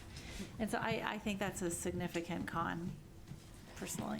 And I agree that it's not a value judgment that one is better than the other, but we have really clear data that that is an ambition that a lot of our students have for themselves and a lot of our families have for their students that isn't yet being achieved for the students who need it, who have the biggest challenge is getting access to that. And I think if that's something our students, if it's their ambition, we have some obligation. So I do really appreciate the conversation. And I appreciate, instead of saying it's the outcomes bonus criteria, I really do. I think this is a big improvement to list everything. It's transparency, it's explaining to our community and really defining it with precision. And I do, instead of with an asterisk, and I do really think this is an improvement on what we had, but for that gap. So Ashley, if we were to keep the direct to college, would that make this not be LSG compliant? It would still be LSG compliant as long as, so the main part here, the main concern here is that that the administration agree that that is that it is not so that it is not going to be so constraining that it is going to prevent you from getting the information you need to see, rather than so a lot of boards will add things in just because they want to see pretty information or pretty data to kind of juxtapose the harder to look at data. But LSG is not about looking at the pretty data. It's about continuous improvement and really fleshing out the challenging stuff, which I don't think that's a challenge for this board. I think y'all have been pretty, y'all taken a lot of that head on. So it really is a matter of of the collaboration between the board and the administration right now. Could you guys bring something back to us? I think that might be just kind of talk about it and come up with a recommendation to us about that, or some options. That would be helpful. Does that seem reasonable? Yep. Can I also just take a moment? I'd like to hear from the board to get your thoughts on, where are you on this? Would you want to see direct to college included in that list? No, even if there's a lag? Or are you good with keeping that out? Is Trustee Kaufman still on the? No, he's okay. not. Just wanted to make sure I wasn't leaving him out. And the other thing I thought did just occur to me too, another option might be if we wanted to, if we wanted to keep it as Ashley has it there, could we create probably increase the number of goals. I'm going to say we can have a goal that's just for direct to college, or could we, if we wanted to just include that in our monitoring, but it's not a scorecard thing, Could Yeah. we do that, and would it count against our student outcomes minutes? No, not at all. So that is one thing that even if it's not in the goal, the board still has to monitor that piece of data, and it still has to be reported annually as part of your CCMR report, which I would assume would be part of your annual summative report for this. But the administration you can definitely ask that it be just part of the information that's reported, even if it's not what is actually a part of the accountability Okay. process. So there's a workaround. Yeah. Okay. And that is what most boards do in this situation for this reason. And we could also use the data, well, okay, that's good. I'm not going to ask any more questions, but that's helpful. Well, given that, I mean, I think we should just come to us with your recommendations, but I have a better understanding of the different options now. So, yeah, I'll get with the team. And so I think one question I have is between now and June, like, because this will be revamped and a new one will be produced for July. So by the time we report on that part of it, I'm just trying to think of like the sequence of reporting and how that aligns up for the next couple months. And so, we can look at it, but I just want to make sure that we don't propose something that we may not fully actually report out on in the period of time that we have. And then also, Ashley, a question for you is, so the board today in this work session provides feedback on the goals themselves. What's the expectation around any adjustments to the growth progress measures? And then when would those need to be,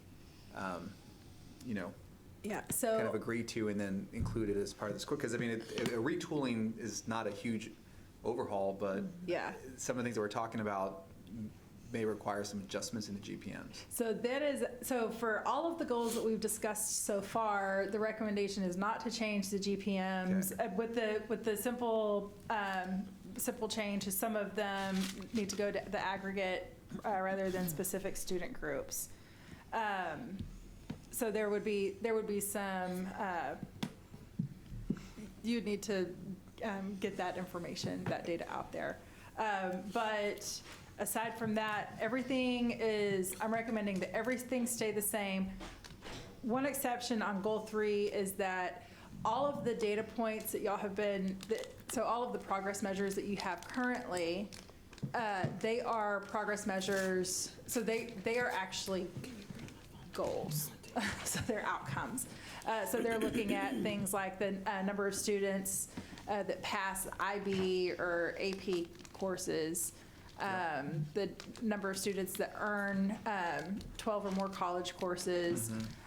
So it's mostly stuff that you can't update multiple times a year. And so my recommendation for those is that instead of just looking at the end, you actually look at the students who are on track to achieve those things.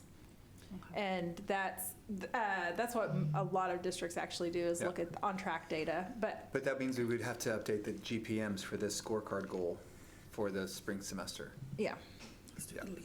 I would say I'm leaning towards, and I'm just speaking for myself here, y'all do what's going to be easiest for you. Yeah. I mean, honestly. Yeah. Just because it is just for the rest of this year. And some of the stuff like the college enrollment, I just realized we're not even going to get new data on that until after June. So it's kind of irrelevant. I would like to put that as placeholder then, a strong placeholder when we talk about our CCMR HB3 goal. Okay. And scorecard next. I will let that go for now. Okay, I think we're good. No. Okay. Let's do whatever is easier. I can just feel your energy. I'm just trying to get all this to fit and I kind of you. line up No, with. use your time another way. Yeah. Just do whatever's easier. Agreed. At this point, and to make it compliant. And because I only say that because I'm confident that if we asked you for data and we asked the staff for data, you guys will give it to us. You've been very good about that. Yeah, if I were not also confident about that, I would have very different recommendations for this entire process. Trustee Lugo? Yeah, sorry, I just want to, I don't know how we document this or keep this as a practice, Because you know what worries me? What worries me is when a working relationship is solid, it's based on trust, right? Everybody's getting along in the sense of we understand what we're trying to measure. We understand where we're trying to go. I mean, just looking at the data from earlier, there's no happy data, right? I mean, really. Yeah. What worries me about that is, but what about when? What about when we have a rubber stamp board? What about when we don't trust the data? Because I've served on the board when I didn't trust the data, quite frankly. And when we were given nebulous information that made it really hard to pinpoint, like, no, the system is broken. We know the system, and you guys aren't telling. And so that's what I worry about. Yeah. So while I agree to the extent that, like, hey guys, let's just make it through this, and we trust the administration. I just wanted to make sure that that's publicly known. Like, that really worries me. It really worries me. Yeah, and I think that is actually the driving force behind the desire from several of you to actually update the targets and get really, really tight on ensuring that your data is really grounded in a comprehensive needs assessment and not just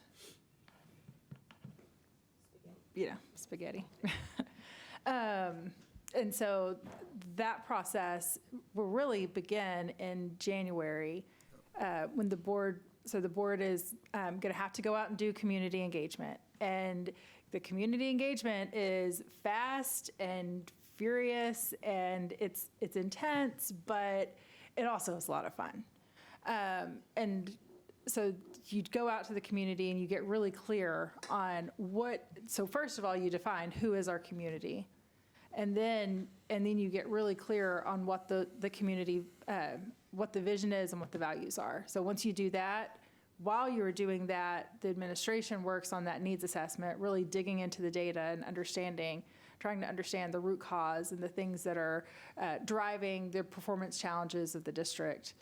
And then when you come together and have that conversation about what changes you want to see and how you align the community's vision and values with what the expectations that you're setting, that is where you really can start to set really clear expectations and where this board, these humans sitting here today, have the ability to change the patterns of the past so that if you do end up with, I'm going to use your terminology, Trustee Lugo, a rubber stamp board, that they're going to that will require them to change patterns that y'all have put into place and change systems that you've established that really instill accountability for improving outcomes for students. Not just, do we like the superintendent? We all like Matthias, he's great. But is he actually moving the needle for the kids that haven't seen that shift in a very long time? That's the question.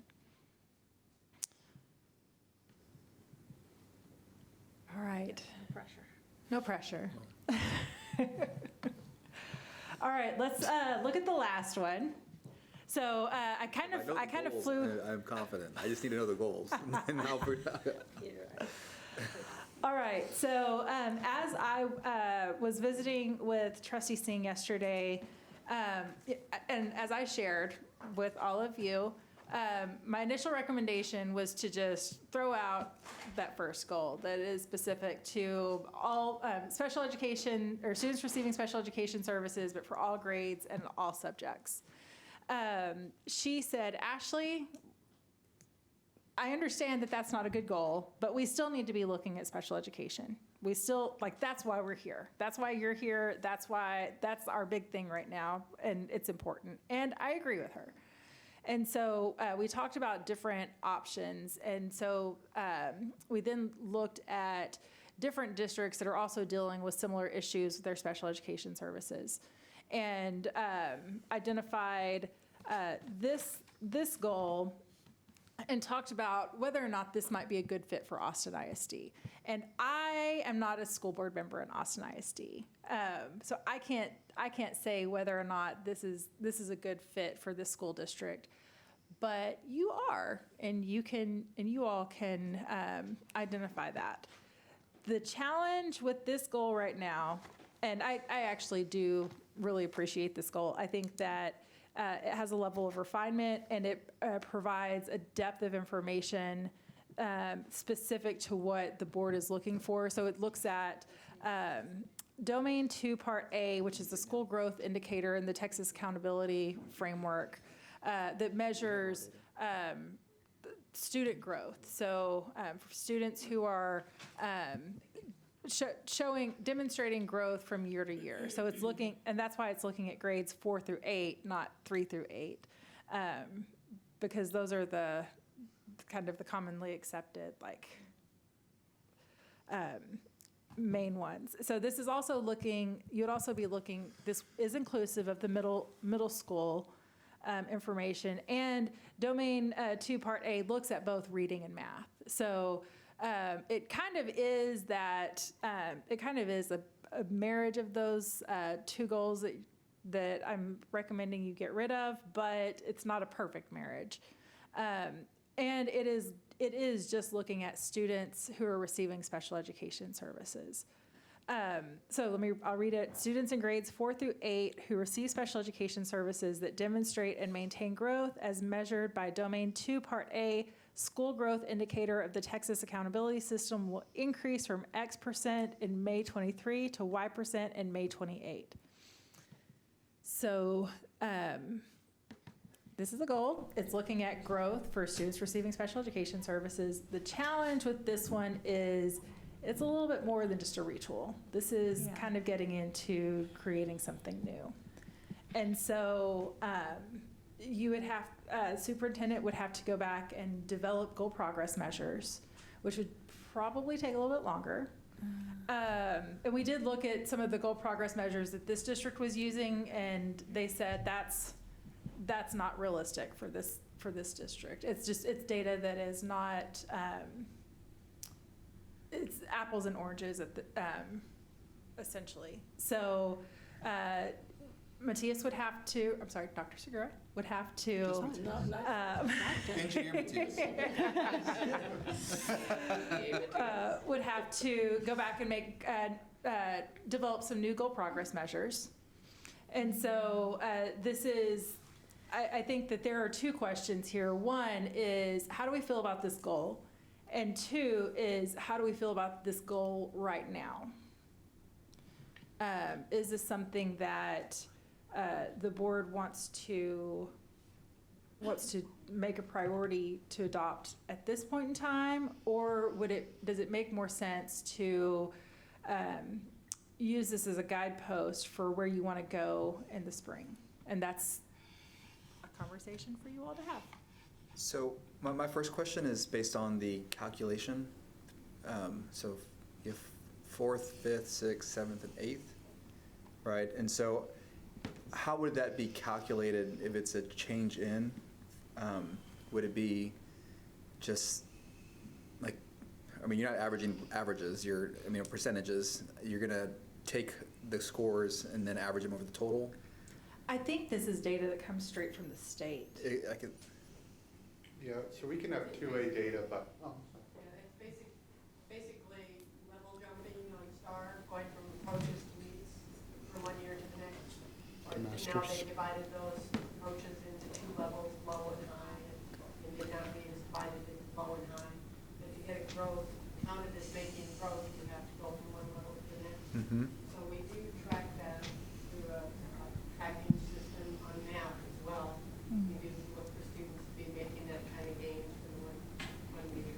Yeah, we currently have a data tracker tool. We progress monitor this for all the Domain 3 groups. Yep. So we could retool that to do special education specifically. And really, they get a point for growth, and it's basically the total number of points earned out of the total number of students eligible.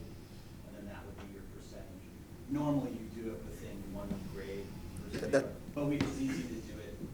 Multiple grade, okay. That's my question, is I say multiple grade. easy, we could retool We just add all of them up in a denominator and then divide That's what I was thinking, is that simple? by the new numerator, Yeah. yeah. Okay. Yeah, I get There's our grade new to grade. percentage. Four, Yeah. that many grade levels together is what I was asking. We will not average the percentage of 4th, 5th, 6th, 7th, 8th grade. Don't worry. We will. Well, I think the question for the board might be, do we want to, have the administration kind of rush and get this together as part of the retooling, or do we use this as a basis for like a conversation for the spring? Which means we would sunset our special ed goal, but we could still have the administration present on it because sped minutes count too, right? I was going to say, then because essentially TEA said anything measuring special education compliance. So that really opens the floor up for y'all to. I think for me, so when you presented this to me and I was like, no, we can't take sped off the scorecard, that's the main reason. It was our number one goal, right? Like its placement was indicative of how much weight, it had. At the same time, I feel like if we can still make sure that's, for me personally, if we can make sure that's still part of the board monitoring calendar for this school year, and we still consider it perhaps as part of the superintendent evaluation, if we want, we could still do that, right? Or no, I don't know. So with the evaluation, it's a little bit trickier because you really need to, so one of the things that kind of a constant coaching that I'm sure y'all have heard from me a couple of times already is that what happens in the boardroom will be seen in the classroom. And so we don't like it when teachers move the goalpost for students. We don't like it when principals move the goalpost for teachers. And so if you set new expectations for how the superintendent will be evaluated kind of mid-year, then it is sending a message that new expectations might come along. So that would be a reason to not change it. Yeah. To this. And say, or you could still monitor it, but maybe weight it differently, or just not include it for this year's evaluation and make it part of next year's evaluation. There are a lot of different ways that you could do it. I do definitely recommend, if you're going to have a goal, it needs to be tied to the superintendent's evaluation. But we are in the middle of the school year, and the coaching is actually very clear that the superintendent should have at least one full school year of implementation before being evaluated on a goal. So I have a question. I think the corollary, Ashley, to your point that what happens in the boardroom trickles down is that if we remove a measure of outcomes for our students receiving special education services, that can trickle down too. And we're in a moment where I think we're really building trust with our community as well, that we're not about checking boxes with special education. We're not just about compliance with special education. We're about real outcomes and really doing the work, and that those things matter because they matter for student outcomes.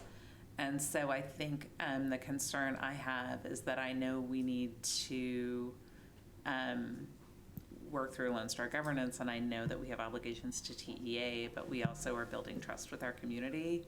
And I think the damage done if we have nothing about student outcomes for students receiving special education services, the damage done could be large. And I would love to find out if there's a way to do this without too much disruption that keeps it as a value on our scorecard. Understanding it's going to take some time to come up with GPMs, but still keeps it there as a measure of the significance. And like you said, that's why we're all here together. And we know it's important. So I think that's the flip side, and just would love to get thoughts about that from the administration and other trustees.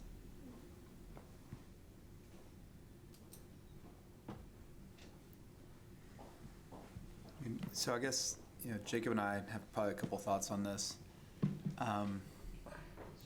So what gives me pause, I do agree with you. I think my preference would be to have something on this retooled scorecard that that speaks to students receiving special education services. What concerns me is developing growth progress measures, fairly quickly. And then the other concern I have is, would they be revisited in the spring anyway? And so if the administration spent, the month of November and a part of December developing growth progress measures, and then we track them for the spring semester, we would actually be revisiting those perhaps as early as February and March if this didn't continue on in the same way. And so I'm just thinking about kind of what that would look like. And so Yeah. I also know that this would, because it's a goal, it would count for our minutes. So there's a lot to weigh here, but it's a big lift. Let me ask this question. When do so have you monitored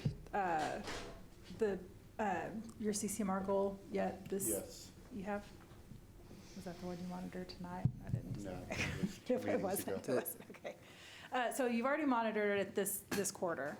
So in the next quarter, so when would you monitor it again? I want to say January, but I need to look. Okay. So one of the things, no, that's not CCMR, that's the special education. When would we do the SPED again? Yeah. It would either be February or March. It February just or March? depends. I think it's February. Okay. So one of the things that your lovely monitor just reminded me is that you will be looking at special education data with all of your goals because of the disaggregated data. So that would be inclusive of that. And one thing that you could do is you could even break that data out and have a specific monitoring conversation specific to special education for those goals, and have that be the special education compliance monitoring for that month. As that could be the way to to draw the through line from now until March, when you're able to have a more do more work to refine this goal and make it work for the district. Many minds are helpful. Thank you. I like that idea.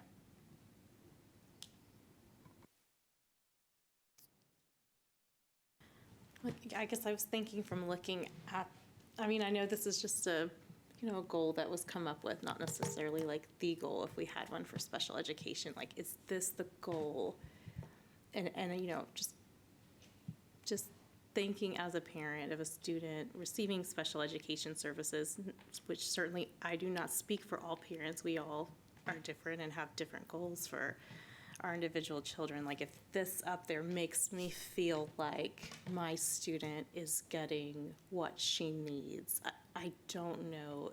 I don't feel very attached to that goal.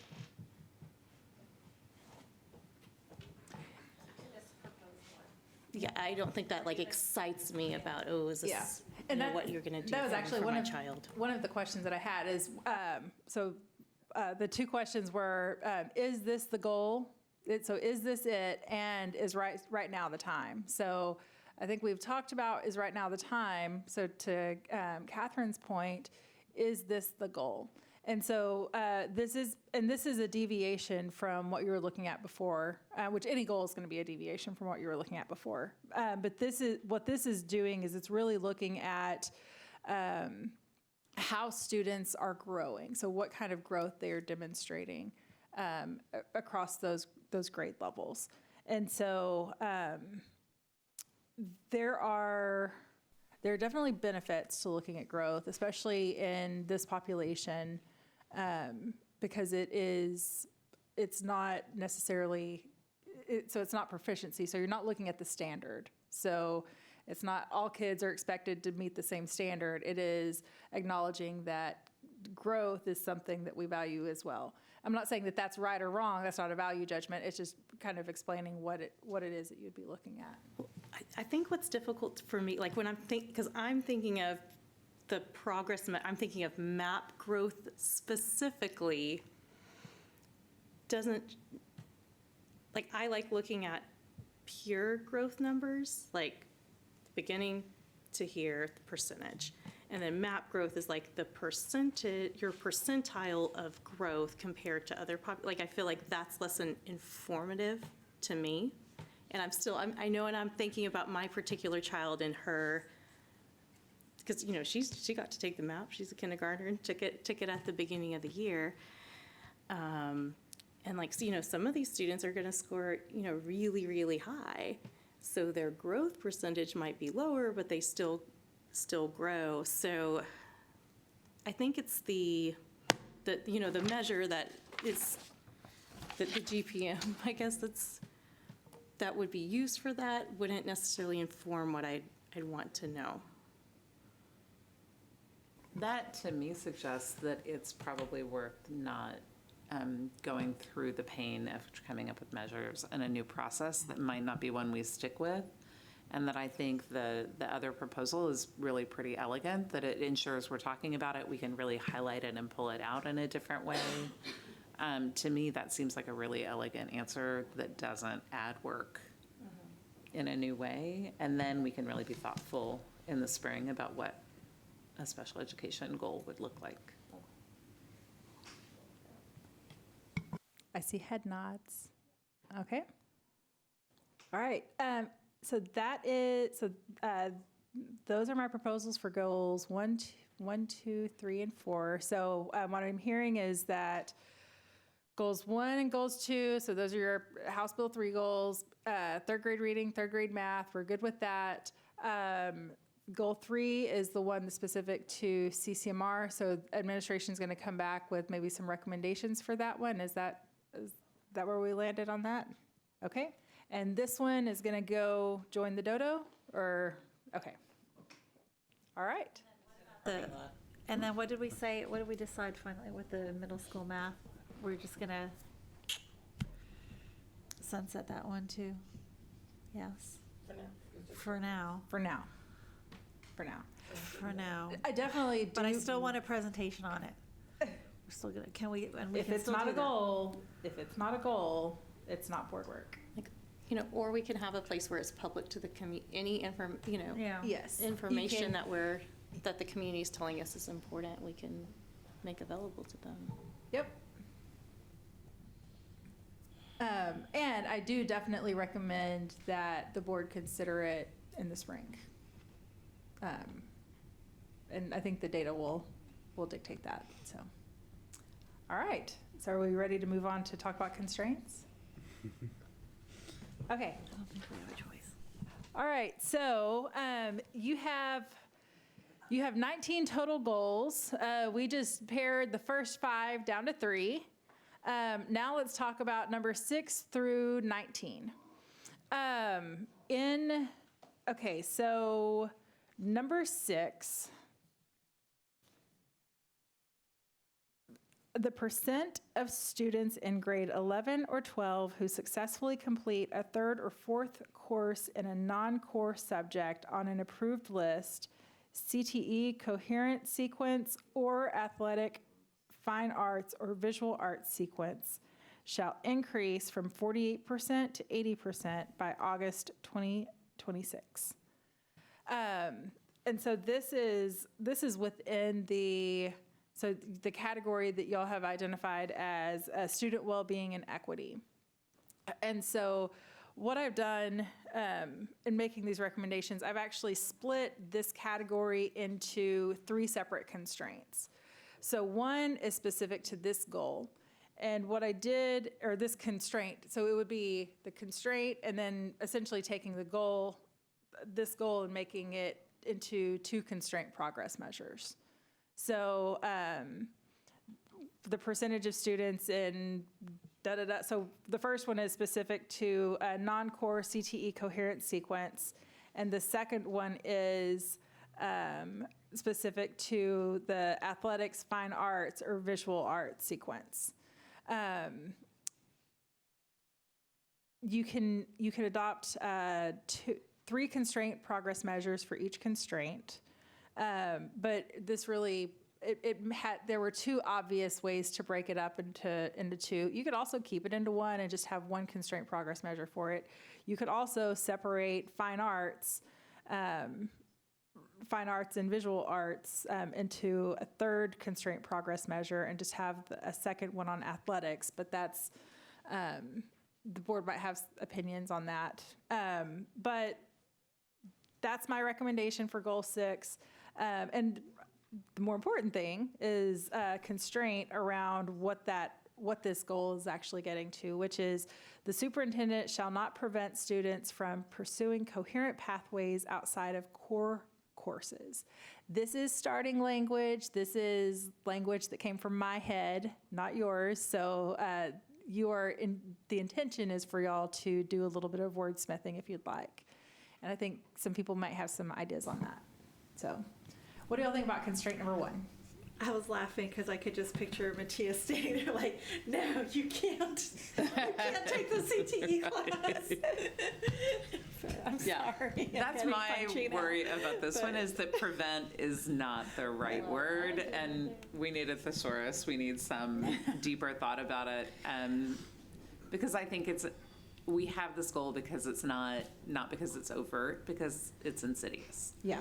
And it is an issue of double blocking in middle school that keeps kids from having that opportunity. If you have a middle school that does a lot of double blocking and kids don't have access to band, for example, in middle school, and a feeder school with a strong band program, when those kids come together, the kids who haven't had that access never feel successful.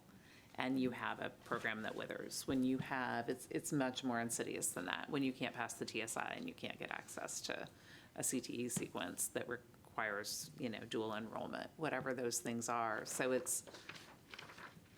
I think it captures what we were looking for, but prevent isn't the right word, and I don't have an answer yet.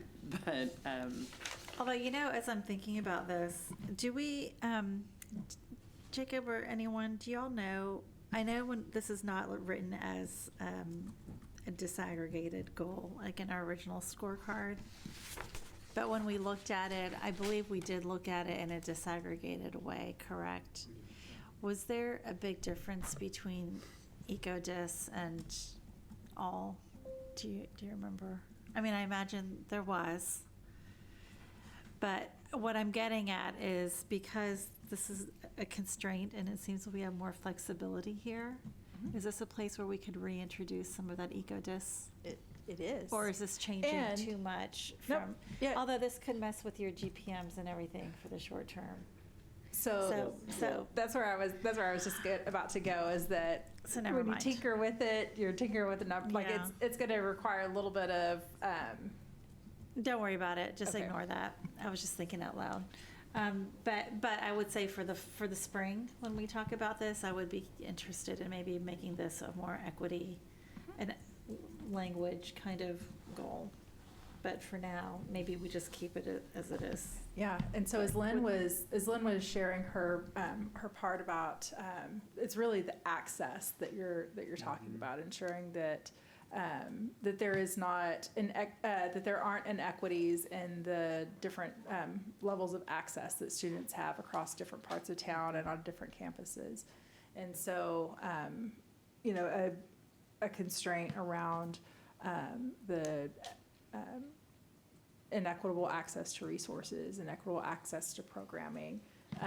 Those are pretty common constraints because they're pretty common issues across the nation. So I think for now, if we change prevent to limit and then revisit it, okay, that's our answer then. Good. I just opened thesaurus.com on my computer, so I'm glad y'all saved me from a search. And then we can work towards something. Okay. Okay. Score. Nice. Good deal. I'm going to go ahead and hamper. I was going to say hamper,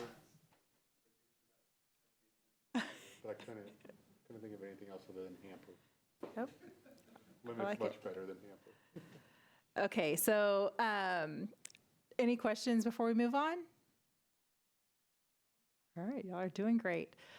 Constraint, so I'm going to introduce the constraint language for this one, and then we'll talk about the progress measures. Constraint number 2, so this is, again, student well-being and equity. I preserved the original language that y'all had on this one. The superintendent will not allow a disparity in student discipline discipline actions based on race, ethnicity, socioeconomic status, or ability. I think that even as I'm reading that out loud, I don't love the language. So, and I know that, I can't remember which one of you I was talking to, but I know that one of you has some ideas. Did you have a suggestion? Yeah, one thing, when I met with Ashley before the meeting, we discussed the superintendent will not allow the disparity, naming that it's real, to persist.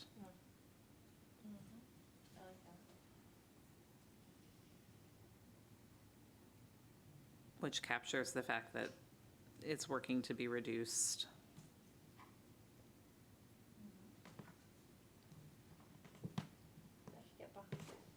What does everybody else I could get think? behind that. All right, And the CPMs are focused on African American students and students receiving special education services, because that, that was here, and that's what the data kind of indicated to us. And if that is the case, do we need, would you recommend that we keep socioeconomic status? Because that's not one of the lenses that we're calling out. That's not. You mean, so adding a CPM for socioeconomic? No, I'm saying, should we delete that from yeah, we the can actual definitely take name? that out. I mean, I don't know what y'all want to. It's at the will of the board. And instead of ability, I would prefer special education status or something like, it's not really, there's probably a more descriptive, more accurate, precise language. I think what's hard for me on that is being a teacher at a campus where I'm pretty sure that, this was probably a board goal to have, these numbers be low. And so that was something that was happening at the campus, but it wasn't resulting in more support for what students needed and helping them be successful in class. It was, I have seen, on campuses where a student was pushed into a class, this is several years ago, by an administrator, and the door was held shut while the student was throwing desks, at other students, to keep them in the class, because that was the expectation. So sometimes, what we measure will happen, but how it happens matters. So, and I mean, this is kind of the fear of all of these goals. Yeah. Is how we do things does matter for student outcomes. So you could say, oh, that campus had great discipline data, but there was no training or extra support to, help students in learning and management. So. And we have been hearing anecdotally that is an unintended consequence of the school. Mm-hmm. So I guess one question is, so that's definitely something for us to think about when we do this and, rework all this in the spring. And for now, are we okay with this as it is written here, or do we feel like we need to address the issue the very important issue that you just brought up now in the retooling? I mean, I think it's with all of it. It's well, what are we really trying to do? What we really want is those students not to be discriminated against. We want them learning. We want them, our students getting access to opportunities, and we know they're not getting to do that in a disciplinary setting. So what, I think we really want is this, and we also know that students who are supported, who have inclusive classrooms, who have really, really well-trained adults and experts and the right amount of adults and support, that all students can do well.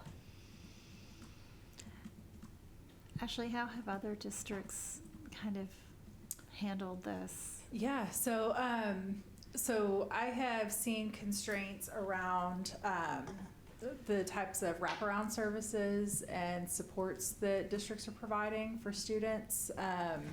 And those usually result in some type of constraint progress measure around like restorative discipline practices and primarily the effective implementation, or like the implementation measures, and that's what really gets in the, because that's where a lot of, so it's not that restorative practices is bad, but a lot of teachers don't like it because it has been implemented very poorly. I don't know if that is not a judgment to Austin. I don't know if that's true here. I can say the district where I was a school board member, it was definitely an issue. And it wasn't because, and actually now they have a pretty effective restorative practices program, but it's because it has been completely revamped and implemented very differently. And it is more student-based. I'm not suggesting that should be your strategies, or those should be your strategies, but those are types of things, and usually, so student support services around, so providing like the wraparound type supports. So I don't know if you have like youth advocates and those types of programs, or those are usually the things that that support a constraint like this. Like one of the things, I think I mentioned in the information session earlier, that we've spent a lot of time the last couple of days meeting with our schools, and we have seen discipline issues go down a fair amount this year. And one of the things that we're learning is that some of the schools that are being really effective are bringing in different programs. Like we heard CHAMPS over and over again. That's something that's been introduced. And so, it's reducing the pressure in the entire school. There's a lot of things that are positive out of that, but that was an action that was taken by the administration to support the campus, introduce the program, provide the training. So that I think is ultimately one of the things that comes out of this, but it's hard to see it like when you have it like in this format. Like you don't get to that from this table. And it's really, really tough because this is tracking, secondary, really, not elementary.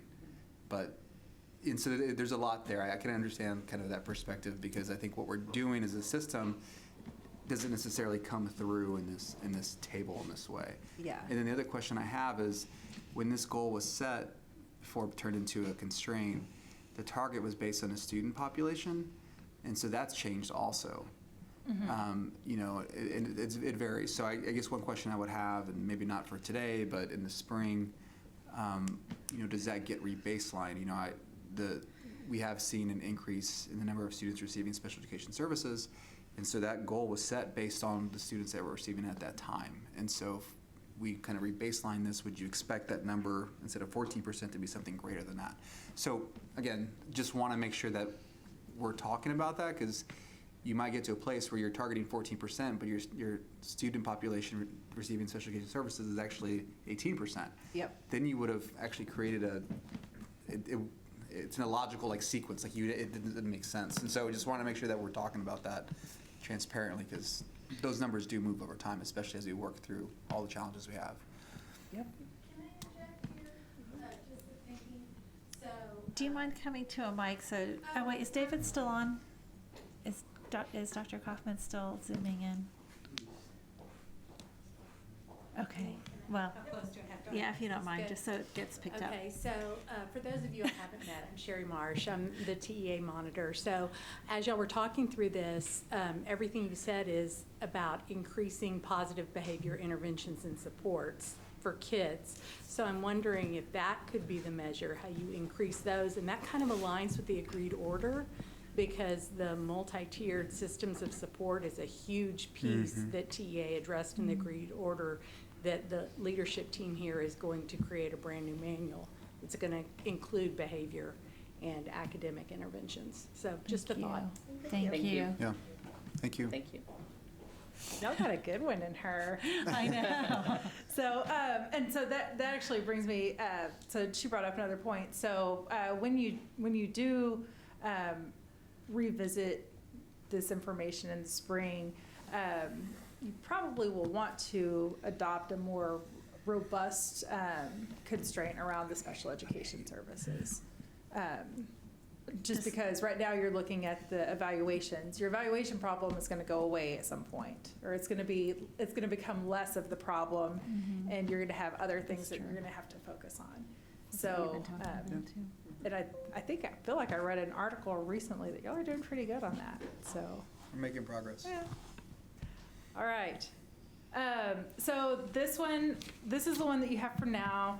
I think that, Catherine, I think your observations on this are spot on, and there are usually some unintended consequences for this type of constraint. The question is, does that mean that you get rid of it, or do you want to maintain it and keep the, still be able to monitor it and have conversations about it, but improve it in the spring?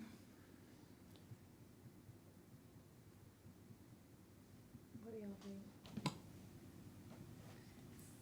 I'd like to continue to monitor it. I mean, we've been talking about it, and I think if we feel like we're making progress on it, I think that's valuable to talk about. Okay.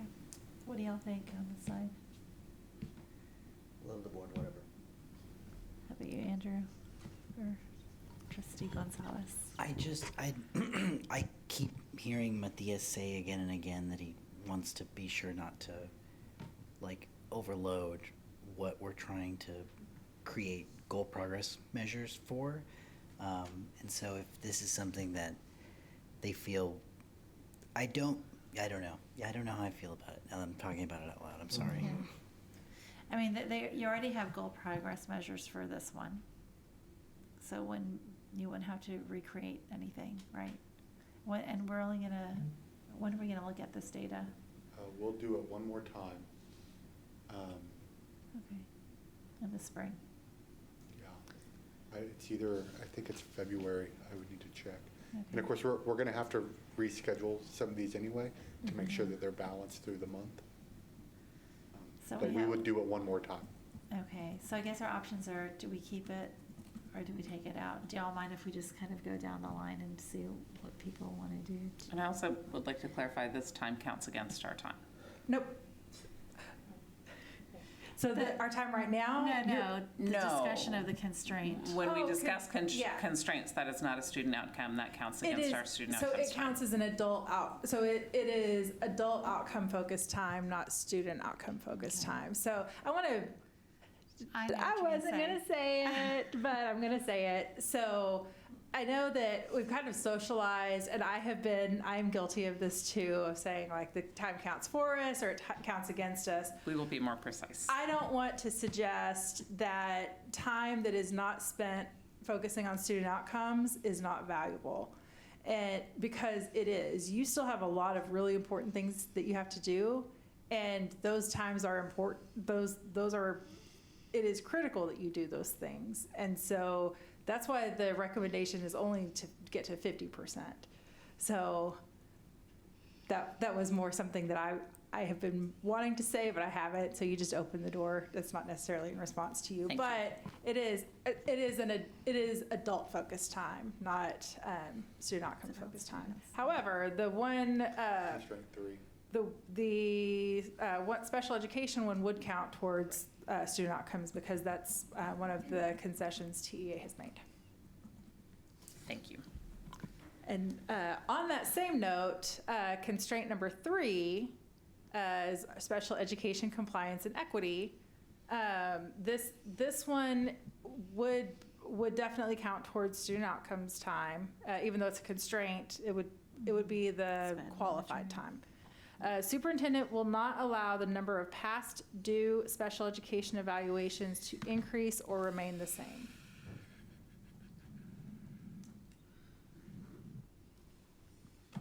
Okay. Do we like that language? Okay. And then that's just the same things that you already have. The next one.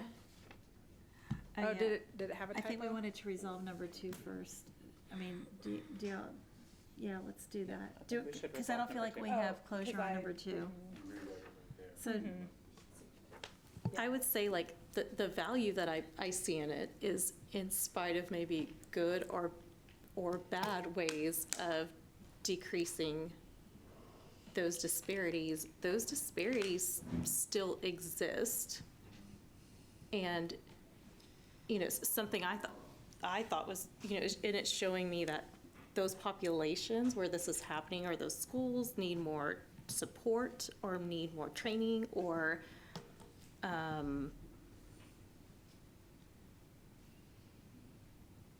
like more robust IEPs, or that there's something going on, like with the number of students, with the number of, like the disparities are big, and then, you know, it's pretty shocking when you look at it campus by campus. Even population, like places where the populations are smaller and how big, like it's very interesting to look at the data, which might not tell the whole story of how and what is happening, but. Yeah.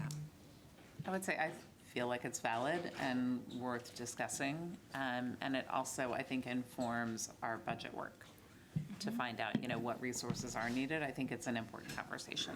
And I think our community expects it right now, and I think we can improve it, rethink it. And I think it also gives us a chance to talk about methods and how things are being handled and what unintended consequences might be. So I think it gives us a better foundation for talking about what we might do differently. Yeah. And so definitely all of the things that Catherine mentioned, or those are generally the direction that a lot of boards are going towards with their constraints, especially specific to special education compliance. It's not necessarily compliance per se. And one of the like common pieces of coaching is you shouldn't adopt a constraint that says don't break the law, which is essentially what a compliance constraint is. And especially when you're in a situation where you're already out of compliance, saying don't be out of compliance isn't going to do anything. But getting really clear to like what it means to be out of compliance and what the actual implications are. So looking at things like how ARD timelines for ARD meetings are being maintained, and how like the complaints from complaint status from parents that are saying that their students' IEPs aren't being met. Or even just looking at like the actual, like there are a lot of data points within the IEP process that you can look at. I think that you're going to have a lot of options for how you can really build out a very robust constraint around this moving forward. So just to continue going down the line on number 2, it sounded like we had a yes-ish from Trustee Whitley Chu to keep this as part of this retooled scorecard, correct? For number 2, and then a yes from Trustee Boswell. I'm okay keeping it in, but you know I am a little concerned about it counting as adult minutes. So I would say if we do keep it in, then we if we need to be open to the fact that be open to maybe video recording the presentation and then using the board meeting time to ask questions or something like that. Trustee Singh, I would ask if CPM 2.2 would not count for our time because it is discussing special education. Oh, yeah. Would it? Yeah. Okay. Oh, I thought I already said that. Okay. I thought I already clarified that. Part we were talking okay, about that's CPM true. 3, So. But out of 2.1 and 2.2, Oh, yeah. So should count. I think that's, and I think I went half of on. our time on that discussion should count. I think I moved on in my head and y'all were still on. Okay, you're right. Okay. Vice President Foster? I'm agnostic. I'm fine with the will of the board. Okay. Trustees? Yes? Okay, so we'll keep it. Okay. Now the special education compliance. Yes. I'm sorry. No, you're good. I just want to make sure we heard from everyone. All right, so this one, superintendent will not allow the number of past due special education evaluations to increase or remain the same.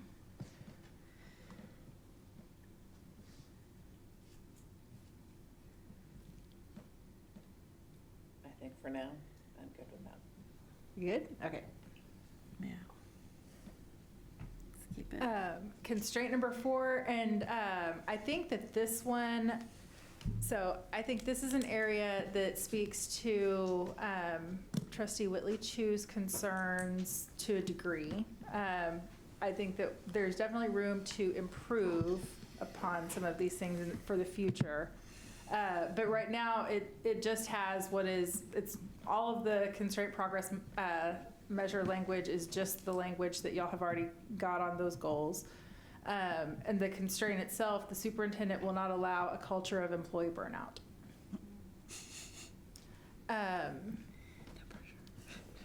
Getting into the conversation y'all are going to have in the future, I definitely think you might consider including some language around supports for teachers and those items. Yeah, I'm good with this, except we need to fix the headline next to constraint. 'Cause Yes. Yeah. That was. Thank you. All right, and then number 5, culture of respect and customer service. The superintendent will not allow parents and students to be disengaged. And again, these are all of the goals that y'all had.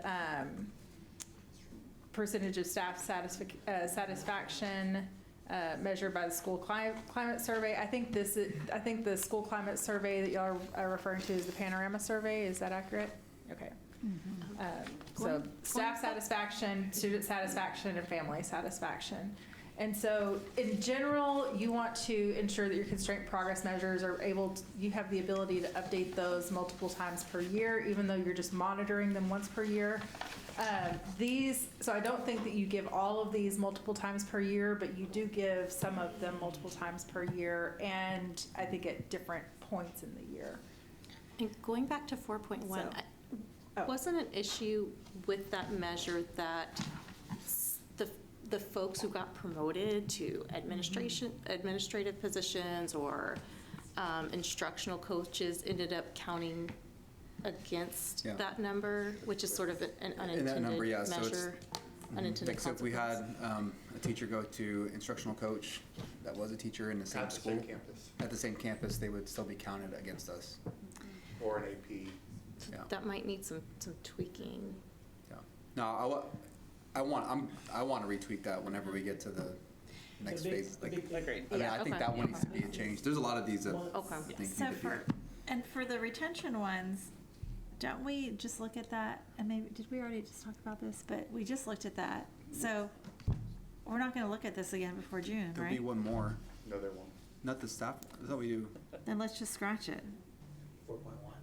4.1 and 4.2. 4 point, all of 4, because we already talked about it, and we're not gonna revisit it until after we do the big redo of the scorecard. Even so, I think it has a place on our scorecard because it states our values that we've already adopted. And I think if our community, I mean, we're hearing and are listening, teacher satisfaction and support of our students is super Or- important to our community. And I think if we get rid of it, again, it's just, even if we're not going to monitor it, That's fine, because actually then we It's a can put statement it that it in matters. in the superintendent evaluation. Okay, so never Yeah. mind.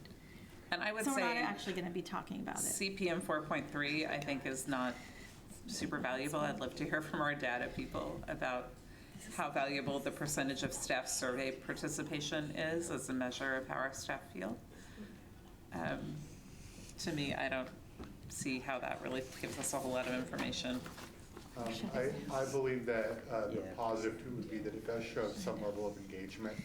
You know, having no opinion is sometimes just as bad as having a negative opinion. And so we certainly want people to give their feedback. But to the extent that this shows like how much we sit down teachers and make them take it, it would be very invaluable, or I'm sorry, unvaluable, not invaluable. Yeah, makes me Excuse think about unintended Unvaluable. consequences Well, and I think the risk we're trying to mitigate is that you get to a survey and then only 15% of the teachers take it, and then it's not valuable to anybody. So we can do either way. And I'd love to talk as we move forward about how valuable we think Panorama is versus something we do in-house, if we think that's as we move into January. That'll be part of the budgeting process as well. Given- All right. Are we ready to move on from 4 and on to 5? Okay, are we keeping 4.3 or are we sunsetting 4.3? Keep it. Keep it? Okay. Constraint 5, superintendent will not allow parents and students to be disengaged. This is specific to having a culture of respect and customer service. And so again, these are things that you've already been looking at. Staff satisfaction survey, student satisfaction survey, and family satisfaction survey.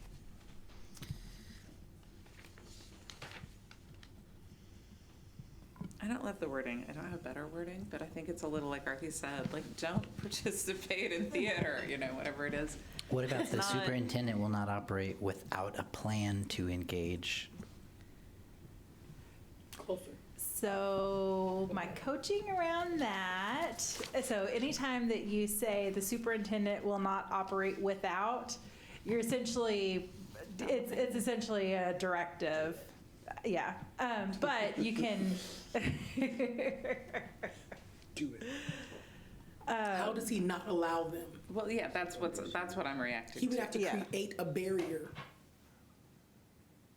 And what we want is to create an invitation. Yeah. But I don't know how we abridge, but I don't know how we word that within our guidelines. So what do y'all think? I mean, this is your place to come up with language that you like, and just so you know, the process is usually me coming to the board and saying, here's the value, you write a constraint from scratch. So we've given you at least the ability to say, I don't like this one. So what do you like? Not allow negative school culture. Will not allow negative. Will not allow negative school culture. Okay, so let's look at let's look at what the progress measures are actually doing. They're looking at staff satisfaction, student satisfaction, and family satisfaction, but really what they're measuring is so it is looking at the satisfaction is measured on the scorecard. So do you want them to be happy, or do you want them to be engaged, or do you want them to complete the they're The school climate. What is it that section you're- is a subsection of the survey. yeah. So what are them to be partners in a community You want that them to be serves us and partners? supports our students. you like could what say Jacob that said. superintendent will not allow parent will not allow stakeholders to be stakeholder satisfaction to decline or remain the same. To me, it's campus level culture. Like Yeah. the superintendent will not allow campus culture Is that what we're To be going for? negative, which it that is. Jacob said it, I It's think. campus and, well, oh wait, Give a hard time about it. there are, Yeah. but there are questions in there related to the district too, remember in Panorama? We There have one. are. But where most families engage the district is at that campus level, and even with the progress monitoring we were talking about tonight, it's like, what is that parent connection to our student success? What's that parent connection to that belonging that leads to enrollment, that leads to student well-being and success? So that's really what just to me. And most of our parents never have to know we exist. Like, that's where people engage the district most. I'm good with whatever. So Jacob, earlier when I was thinking, I was actually ahead. So we have one more survey coming. I was thinking about this constraint, not the one previously, but we had staff and So in the fall, all staff all campus staff All took a campus survey. staff, that's right. In the spring, we will have parents, campus staff, central office staff, and students take a survey. Yeah. Okay, so Okay, so what would we, I still kind of like what you came up with, Jacob. Not allow a negative campus culture. But or- why can't we say not allow a negative climate and culture? I mean, because it's district-wide, Or though. climate, yeah. I mean, that's the thing is. Yeah, you can say that. Or we'll not allow a negative climate and culture to persist, or, you know, something like that. Yeah, because it's district-wide. I mean, that's.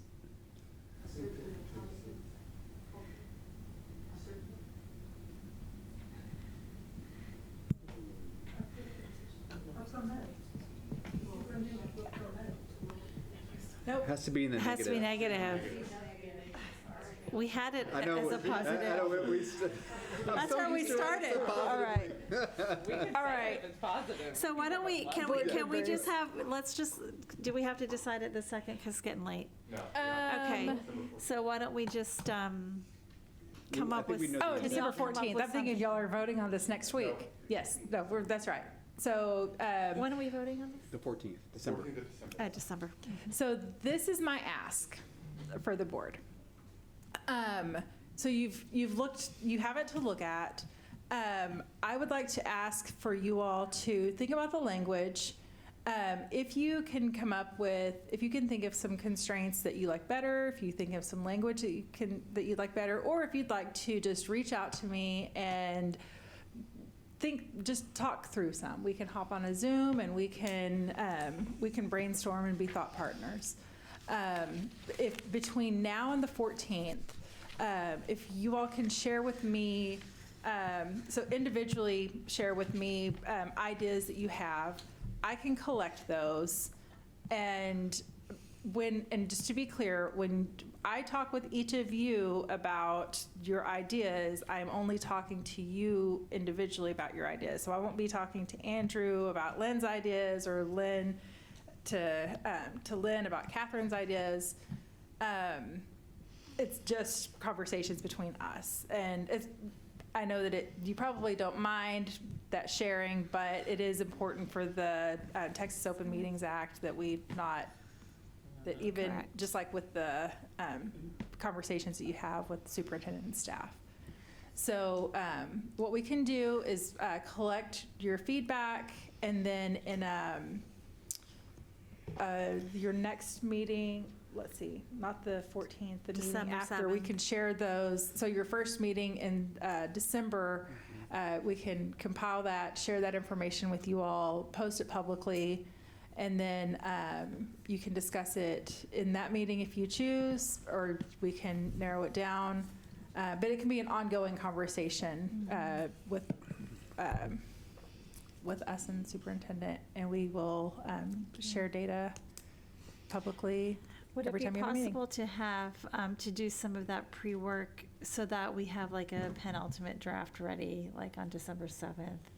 You know, that already incorporates the feedback from folks. So the expectation would be to get, Ashley, your input by like December 2nd or something. Yeah. So you, I would say, if that's the case, I would say probably need to get everybody's feedback.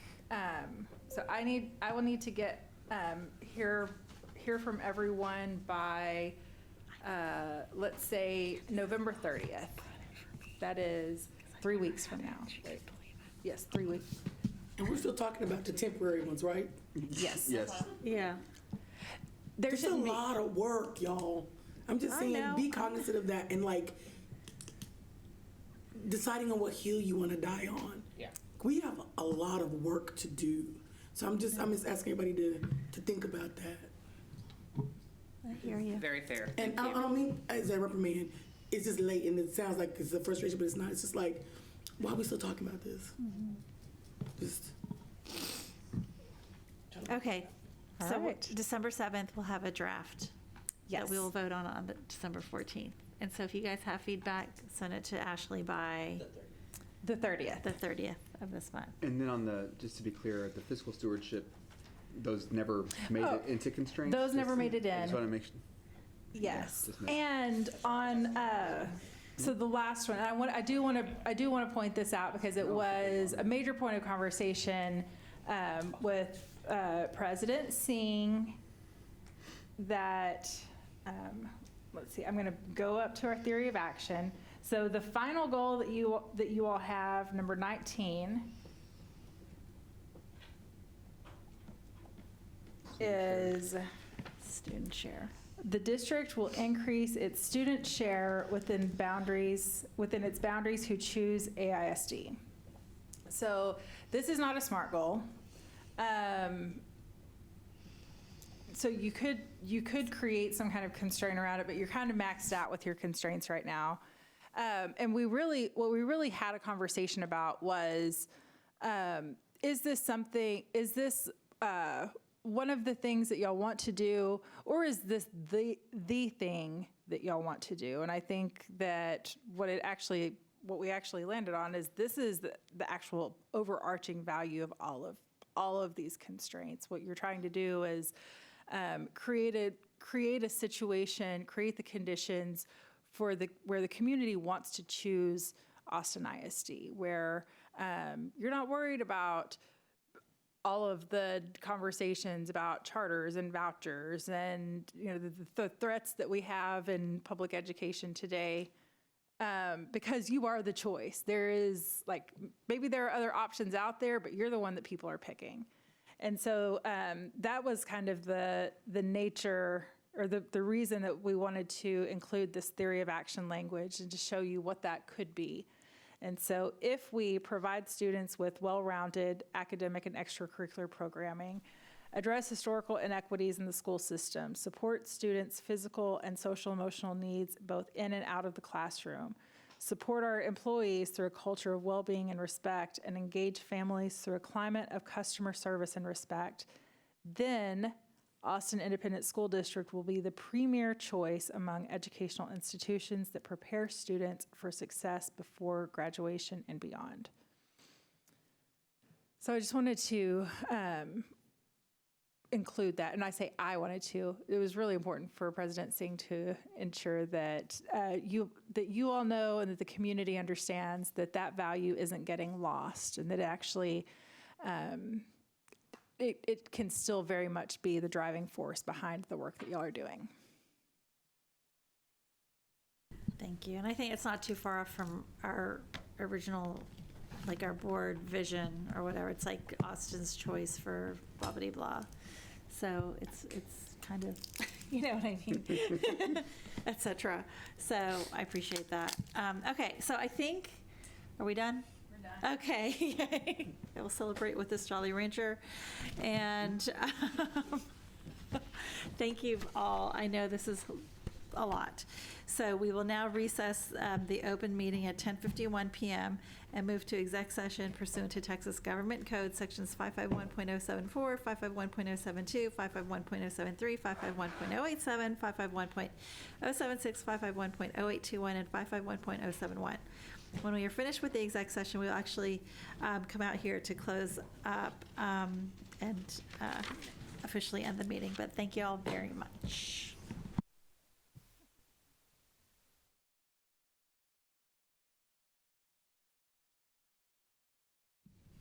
Secretary Boswell, do I have a motion to adjourn the meeting? So moved. All Second. right. Okay, so having a motion by Secretary Boswell and a second by Trustee Gonzalez to adjourn, all those in favor, please raise your right hand. The motion passes unanimously. The meeting is adjourned at 12:24 a.m. Thank you. Thank you.